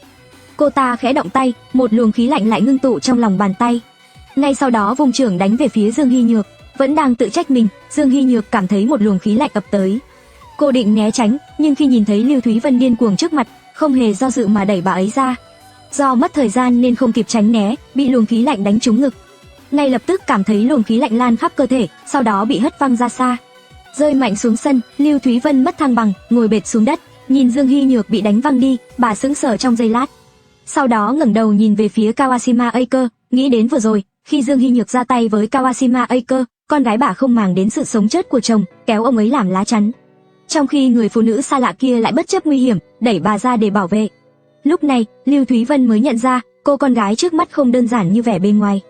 Từ góc tối, Lý Thừa Phong nhìn thấy Dương Hy Nhược bị đánh văng ra, vội vàng chạy tới, lo lắng gọi, cô Dương. Kawashima Aker đứng ở cửa, nhìn Lý Thừa Phong chạy ra, trên mặt hiện lên nụ cười đắc ý, quả nhiên đoán không sai, người đàn ông này đúng là ở đây. Nghĩ đến việc hắn trúng độc, mất hết võ công và đã biết rõ thân phận mình, cô ta nói: tôi đã chơi đủ rồi, trò chơi này đến lúc kết thúc. Lưu Thúy Vân, người bị Dương Hy Nhược đẩy ngã, nhìn Kawashima Aker với ánh mắt phức tạp, xé lòng hét lên, lòng cô sao mà độc ác như vậy, dù sao cô ấy cũng là em ruột cô, sao cô có thể ra tay được. Kawashima Aker nhìn Lưu Thúy Vân đang vô cùng đau lòng, trên mặt mang theo nụ cười. Trong lòng cô ta nghĩ, đây chính là quả báo của các người. Sau đó quay đầu nhìn Lý Thừa Phong, với giọng điệu đầy giễu cợt, Lý Thừa Phong, anh chờ một lát, đợi tôi giết được cô em tốt phân nhược đã, sẽ đưa anh đi tìm hai lão già đó. Và cả hai người phụ nữ kia, tôi sẽ để anh tận mắt nhìn thấy, tôi giết họ như thế nào. Sắc mặt Lý Thừa Phong u ám, người phụ nữ này thật sự lòng dạ rắn rết. Cách làm này của cô ta đúng là giết người cả thể xác lẫn tâm hồn, bắt anh phải chứng kiến người thân bị giết mà không thể làm gì. Cô ta muốn dùng cách này để hủy hoại tinh thần của anh. Nhưng, người phụ nữ này đã tính toán sai lầm. Kawashima Edoka không hề biết, độc tố trong người Lý Thừa Phong đã được tổ sư giải trừ. Thậm chí còn giúp anh mạnh mẽ hơn. Dương Hy Nhược nhìn Kawashima Edoka với sát khí tràn ngập, nghĩ rằng ông Lý đang mang kịch độc, không phải đối thủ của người phụ nữ này, vội vàng nói: ông Lý, anh đi trước đi, để tôi đối phó với Kawashima Edoka. Tôi nhất định sẽ giết cô ta, báo thù cho cả gia tộc Dương. Lý Thừa Phong khẽ mỉm cười, trong lòng vô cùng cảm động, anh hiểu rõ tại sao Dương Hy Nhược muốn anh rời đi. Sau đó nói: cô Dương, cô không phải đối thủ của cô ta, để tôi làm. Ông Lý, độc trong người anh, không sao chứ? Không sao đâu, tôi đã giết được cô ta một lần, lần này cũng sẽ như vậy. Kawashima Edoka đứng ở cửa, nhìn Lý Thừa Phong đang bước tới, khuôn mặt nở nụ cười mỉa mai. Người đàn ông ngu ngốc này còn muốn giết tôi lần thứ hai, thật là mơ mộng hão huyền. Sau đó nói, Lý Thừa Phong, nếu anh muốn chết, thì tôi sẽ giúp anh toại nguyện. Giết anh trước, sau đó giết hai lão già kia và người phụ nữ đó. Tôi đoán đứa trẻ kia chắc là con trai của anh đúng không? Yên tâm, tôi sẽ không giết nó. Tôi sẽ đưa con anh về nước tôi, đưa vào phòng thí nghiệm để làm thí nghiệm. Nhìn Kawashima Edoka cười lớn, Lý Thừa Phong hơi nhíu mày. Người phụ nữ này tuyệt đối không thể để sống. Ngay sau đó, thân hình anh lóe lên, nhanh như chớp, xuất hiện ngay trước mặt Kawashima Edoka. Sau đó anh đưa tay bóp cổ cô ta. Kawashima Edoka đang cười lớn, tiếng cười lập tức im bặt. Khuôn mặt cô ta ngây ra, nhìn Lý Thừa Phong bóp cổ mình. Chuyện gì thế này, sao lại như vậy, anh ta làm sao đến được đây? Cô ta vội vã tập trung hàn khí, muốn thoát khỏi bàn tay của Lý Thừa Phong. Nhưng hàn khí không có tác dụng, bàn tay kia vẫn bóp chặt cổ cô ta. Không đúng rồi, người đàn ông ngu ngốc này chẳng phải đã trúng kịch độc sao? Tại sao sức mạnh của anh ta vẫn còn mạnh như vậy? Trong tay anh ta, cô ta hoàn toàn không có sức phản kháng. Sao có thể thế này? Kawashima Edoka bị bóp cổ, không thể động đậy. Cô ta có thể cảm nhận rõ ràng, Lý Thừa Phong dường như đã mạnh mẽ hơn rất nhiều. Dương Hy Nhược đứng không xa, cũng đầy vẻ kinh ngạc. Ngay khoảnh khắc Lý Thừa Phong ra tay, mơ hồ, như thể nghe thấy cho cơ thể anh có tiếng rồng gầm vang. Cô rất tò mò, tại sao trong cơ thể ông Lý cũng có tiếng rồng gầm. Lý Thừa Phong bóp chặt cổ Kawashima Edoka, khuôn mặt không chút biểu cảm. Anh nói bằng giọng lạnh lùng, Kawashima Edoka, nếu cô không hạ độc tôi sẽ không thể trở nên mạnh mẽ như vậy. Kawashima Edoka bị bóp cổ, không thể nói được. Lúc này, cô mới biết thế nào là sợ hãi. Nhìn khuôn mặt đầy sát khí của Lý Thừa Phong, cô hiểu rõ người đàn ông này sẽ không tha cho cô. Khi Kawashima Edoka đầy vẻ kinh hoàng, Lý Thừa Phong bất ngờ siết chặt tay. Tiếng xương cổ bị nghiền nát vang lên. Khoảnh khắc cổ bị nghiền nát bởi Lý Thừa Phong, trên mặt Kawashima Edoka không có chút đau đớn nào. Chỉ thấy trên khuôn mặt cô ta thoáng hiện một nụ cười.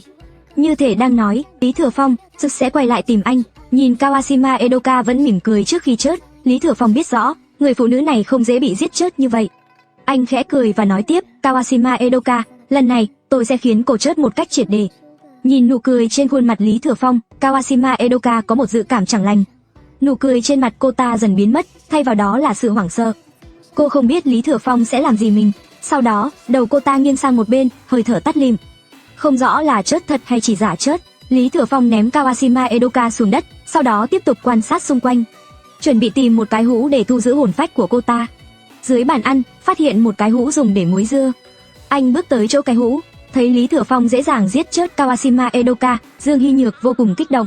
Cô vội chạy tới nhìn thi thể dưới đất, rồi nói, ông Lý, người phụ nữ này có gen rồng đọa lạc, không dễ chết như vậy. Phải chặt đầu cô ta. Cô Dương, đừng vội, để tôi thu hồn phách cô ta trước.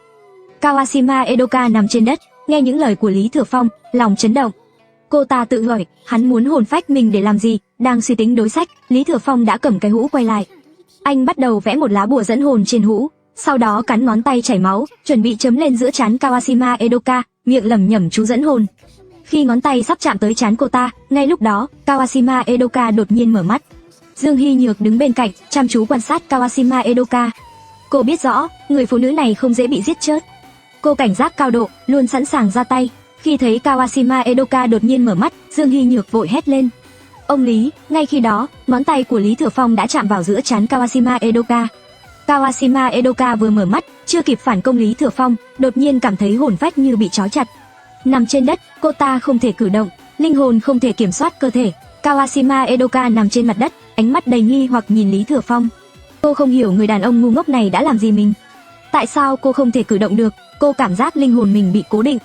Để linh hồn của Kawashima Edoka giữ nguyên vẻ đẹp nhất, cách tốt nhất là rút linh hồn ra khi cô ta vẫn còn sống. Như vậy, linh hồn sẽ không khác gì khi còn sống. Lý Thừa Phong bóp chặt cổ Kawashima Edoka, nhớ lại lần trước dùng kiếm samurai đâm nát tim cô ta, người phụ nữ này vẫn không chết. Lần này cũng không thể chết dễ dàng như vậy, nhớ đến lời hứa với tổ sư, anh quyết tâm khiến tổ sư hài lòng. Anh định rút linh hồn sống của Kawashima Edoka, một nghi thức gọi là trích sinh hồn. Lý Thừa Phong cúi xuống nhìn Kawashima Edoka nằm trên đất, bất ngờ thấy nước mắt chảy ra từ khóe mắt cô ta. Nhìn dáng vẻ đáng thương của người phụ nữ, trong lòng Lý Thừa Phong không chút động lòng. Một tay anh đặt lên trán Kawashima Edoka, tay kia cầm chiếc hũ muối dưa. Một luồng sáng trắng từ giữa trán cô ta bị hút ra. Ngay khi ánh sáng bị hút ra, Kawashima Edoka nằm trên đất gào thét trong đau đớn. Cơ thể cô ta run rẩy không ngừng, khuôn mặt đầy vẻ thống khổ. Rút sinh hồn là một quá trình vô cùng đau đớn, như bị lóc da rút gân. Khuôn mặt Lý Thừa Phong lạnh lùng, anh không thèm nhìn Kawashima Edoka lấy một lần. Sau đó anh lướt tay, chỉ vào chiếc hũ, đồng thời hét lớn, thu, cùng với tiếng hét, ánh sáng trắng biến mất. Chỉ thấy ánh sáng bị hút từ ngón tay, lập tức bay vào trong chiếc hũ. Đồng thời, Kawashima Edoka nằm trên đất ngừng co giật, không động đậy, nằm bất động. Cô ta hoàn toàn mất đi hơi thở sinh mệnh. Thấy ánh sáng bay vào hũ, Lý Thừa Phong kết ấn kiếm quyết, vẽ một lá bùa lên miệng hũ. Sau đó hét lớn, phong, linh hồn của Kawashima Edoka bay loạn trong hũ, cố gắng thoát ra nhưng không cách nào ra được. Từ trong hũ vang lên tiếng gào giận dữ, Lý Thừa Phong, đồ đàn ông ngu ngốc, ngươi đã làm gì ta? Thả ta ra ngay. Nhìn luồng sáng bay loạn trong hũ, Lý Thừa Phong khẽ mỉm cười, thầm nghĩ, tổ sư nhìn thấy người phụ nữ này chắc chắn sẽ rất hài lòng. Thu xong hồn phách của Kawashima Edoka, Lý Thừa Phong ngẩng đầu nhìn Lưu Thúy Vân. Người phụ nữ này thật đáng thương, cô gặp phải chuyện như vậy, có lẽ là do nhân quả từ kiếp trước. Nhân kiếp trước, quả kiếp này, những nghiệp chướng của kiếp trước, kiếp này phải trả giá. Cùng lúc đó, Lý Thừa Phong đã rời khỏi ngôi làng trài nhỏ. Đứng ngoài làng, nhìn về nơi thân thuộc, trong lòng anh đầy lưu luyến. Im lặng rất lâu, anh quay sang nhìn Dương Hy Nhược, rồi hỏi, cô Dương, cô định đi đâu? Ông Lý, tôi đã không còn nhà nữa, cũng không biết đi đâu. Dương Hy Nhược buồn bã nói tiếp, ông Lý, nếu anh không chê, tôi muốn đi theo anh. Không được, Lý Thừa Phong vội lắc đầu, nói tiếp, tôi đã quen sống một mình, không muốn mang theo một người phụ nữ bên mình. Nói xong, anh quay người rời đi. Đi được vài bước, anh đột ngột dừng lại, nói tiếp, cô Dương, nếu cô không có nơi nào để đi, cô có thể đến Long Môn Bát Cục. Dương Hy Nhược do dự một lát, nhớ ra rằng Lý Thừa Phong là người đứng đầu Long Môn Bát Cục. Chỉ cần gia nhập Long Môn Bát Cục, mỗi ngày cô đều có thể nhìn thấy anh. Cô cười nói, được, tôi sẵn lòng gia nhập Long Môn Bát Cục để làm thuộc hạ của anh. Tốt, vậy đi theo tôi, vài ngày nữa, tôi sẽ đưa cô đến Long Môn Bát Cục. Nói xong, anh xách chiếc hũ tiếp tục bước đi, chuẩn bị trở về Tùy Duyên Đường. Để giao Kawashima Edoka cho tổ sư nhìn thấy người phụ nữ này, chắc chắn sẽ rất hài lòng.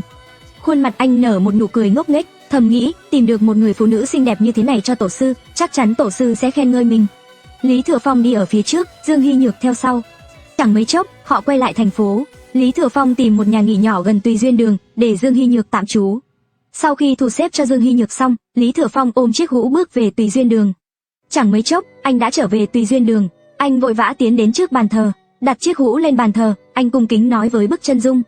Tổ sư gia, đặc sản từ đất nước đảo quốc mà ngài muốn, tôi đã mang về. Xin ngài kiểm tra hàng. Vừa dứt lời, Bức Chân Dung treo trên tường phát ra ánh sáng trắng. Ngay sau đó, tổ sư gia trong tranh bắt đầu cử động. Ngài cúi xuống nhìn chiếc hũ, rồi nói, tên ngốc, thả cô ta ra trước đi. Nhốt trong hũ thế này, ta kiểm hàng sao được? Dạ. Lý Thừa Phong vội vàng đáp lại, bước đến bàn thờ, mở phong ấn trên hũ. Vừa giải phong ấn, một luồng sáng trắng nhanh chóng bay ra khỏi hũ, hóa thành hình dáng của Kawashima Edoka. Cô ta giận dữ nhìn chằm chằm Lý Thừa Phong, vừa định nói thì cảm thấy có điều gì đó không ổn phía sau. Cô vội vàng quay đầu lại, chỉ thấy trong bức tranh, một ông lão đang nhìn cô với ánh mắt đầy tà ý. Hồn phách của Kawashima Edoka đầy phẫn nộ, nhìn chằm chằm tổ sư trong bức tranh, nói bằng giọng giận dữ, lão già chớt tiệt, nhìn cái gì mà nhìn nữa, ta móc mắt ngươi ra. Nói xong, Kawashima Edoka vội quay đầu, trừng mắt với Lý Thừa Phong, giận dữ hỏi, Lý Thừa Phong, thân xác của ta đâu? Trả lại ngay cho ta. Lý Thừa Phong chưa kịp trả lời, tổ sư trong tranh, với ánh mắt đầy hứng thú, nhìn chằm chằm vào Kawashima Edoka, gật gù và nói, tên ngốc, tốt lắm, ta rất thích những người phụ nữ như thế này, ha ha. Nói xong, bàn tay của tổ sư ra từ trong tranh vươn ra, thô bạo túm lấy tóc Kawashima Edoka. Ông lôi cô vào bức tranh. Kawashima Edoka hét lên kinh hãi, chưa kịp phản ứng đã bị kéo vào thế giới trong tranh. Nhìn thấy Kawashima Edoka trong tranh, Lý Thừa Phong mỉm cười. Tổ sư gia thật quá thô lỗ. Chẳng bao lâu sau, từ bức tranh vang lên tiếng hét thảm thiết của Kawashima Edoka. Nghe những tiếng hét đó, nụ cười trên mặt Lý Thừa Phong không hề biến mất. Kawashima Edoka rơi vào tay tổ sư gia, ngoan ngoãn thì còn được yên, nếu không sẽ chẳng yên lành gì. Tổ sư gia không phải người dễ dãi, đưa Kawashima Edoka cho tổ sư gia, cũng coi như giải quyết được một mối họa lớn. Lý Thừa Phong ngồi xuống bàn uống nước, trong lòng thầm nghĩ, để không phải gặp con trai mình, anh chỉ có thể đóng cửa Tùy Duyên Đường và rời khỏi Thanh Châu. Sống ở Thanh Châu nhiều năm như vậy, thực sự anh có chút không nỡ. Anh đang nghĩ sau khi đóng cửa Tùy Duyên Đường, mình sẽ đi đâu tiếp theo. Một chiếc xe hơi dừng lại bên ngoài, ba người bước xuống từ xe. Họ nhìn lên tấm biển Tùy Duyên Đường, một người nói, chắc là chỗ này rồi. Đi thôi, chúng ta đi mời anh Lý. Ba người bước vào Tùy Duyên Đường, một người vừa bước vào cửa, nhìn thấy Lý Thừa Phong đang ngồi uống trà. Vẻ mặt rạng rỡ nụ cười, rồi nói tiếp, anh Lý, lâu rồi không gặp. Nghe thấy tiếng từ cửa vọng vào, Lý Thừa Phong đặt ly trà xuống, ngẩng đầu nhìn. Ba người, hai nam một nữ, đứng ở cửa. Người vừa lên tiếng chính là Mạc Tiểu Vân, còn người phụ nữ là Trần Kim Cương. Người đàn ông trung niên còn lại, Lý Thừa Phong không nhận ra. Anh đoán người này chắc là thành viên của đội khảo cổ họ Đường. Nhìn thấy Mạc Tiểu Vân và Trần Kim Cương, Lý Thừa Phong mới nhớ đến lời hứa với Đường Nhân Lễ, đi cùng đội khảo cổ họ Đường vào dãy núi Tần Lĩnh tìm kiếm cổ mộ. Về việc đào bới mộ phần, Lý Thừa Phong thực lòng không muốn làm, nhưng anh đã hứa với Đường Nhân Lễ. Với vẻ mặt lạnh lùng, anh nâng ly trà lên uống một ngụm, rồi nói, vào ngồi đi. Nhìn thái độ lạnh nhạt của Lý Thừa Phong, Mạc Tiểu Vân lộ vẻ ngượng ngùng, bước vào Tùy Duyên Đường và nói, anh Lý, tôi giới thiệu một chút. Đây là ông Đường Chính Thu, phó đội trưởng đội khảo cổ họ Đường. Lý Thừa Phong gật đầu, ngước nhìn Đường Chính Thu, vừa nhìn khuôn mặt ông ta, anh lập tức sững lại. Anh thấy lỗ mũi ông ta lộ ra ngoài, đầu mũi khô vàng, nhợt nhạt, nhân trung nông cạn, có những vết đỏ giống như mụn nhọt. Đuôi mắt nhăn dài chạm vào thái dương, làm hỏng cung phu thê. Dái tai mỏng, mềm nhũn, không có độ đàn hồi. Răng khớp khểnh, không đều. Nhìn khuôn mặt của Đường Chính Thu, trong lòng Lý Thừa Phong thầm nghĩ, đây là lần đầu tiên tôi thấy kiểu tướng mạo như thế này. Dựa trên nhân tướng học, người đàn ông này khả năng ở phương diện đó có lẽ rất kém. Không chừng anh ta còn là người bị bất lực. Trong nhân tướng học có câu, đàn ông xem mũi, phụ nữ xem miệng. Muốn biết một người đàn ông hay phụ nữ có nhu cầu mạnh hay yếu ở phương diện đó, chỉ cần nhìn vào tướng mạo là biết ngay. Nếu bạn chọn bạn trai mà gặp người như Đường Chính Thu, chắc chắn nên tránh xa. Bạn trai nên là người có sống mũi đầy đặn, nhân trung sâu rõ, không có nếp nhăn ngang. Khóe miệng hướng lên, đường thủy tinh phân rõ, lông mày và tóc đen dày, thái dương sáng bóng, có ánh đỏ. Đàn ông như vậy không chỉ mạnh mẽ ở phương diện đó, mà còn có vận tài lộc tốt. Vừa bước vào Tùy Duyên Đường, Đường Chính Thu thấy Lý Thừa Phong đang nhìn mình chằm chằm. Bị nhìn đến khó chịu, ông cố ý ho 2 tiếng, rồi nói: "Ông Lý, lần này tôi đến đây là theo lệnh của ông cụ nhà họ Đường, mời ông cùng đội khảo cổ họ Đường vào dãy núi Tần Lĩnh. Không biết ông có thời gian không?" "Có." Lý Thừa Phong gật đầu, như vừa bừng tỉnh khỏi suy nghĩ. Mỗi lần gặp phải tướng mạo đặc biệt, anh không kiềm được mà nhìn thêm vài lần. Đường Chính Thu khẽ cười, rồi tiếp tục nói: "Ông Lý, đội khảo cổ đang chuẩn bị vật tư, 2 ngày nữa sẽ vào dãy núi Tần Lĩnh."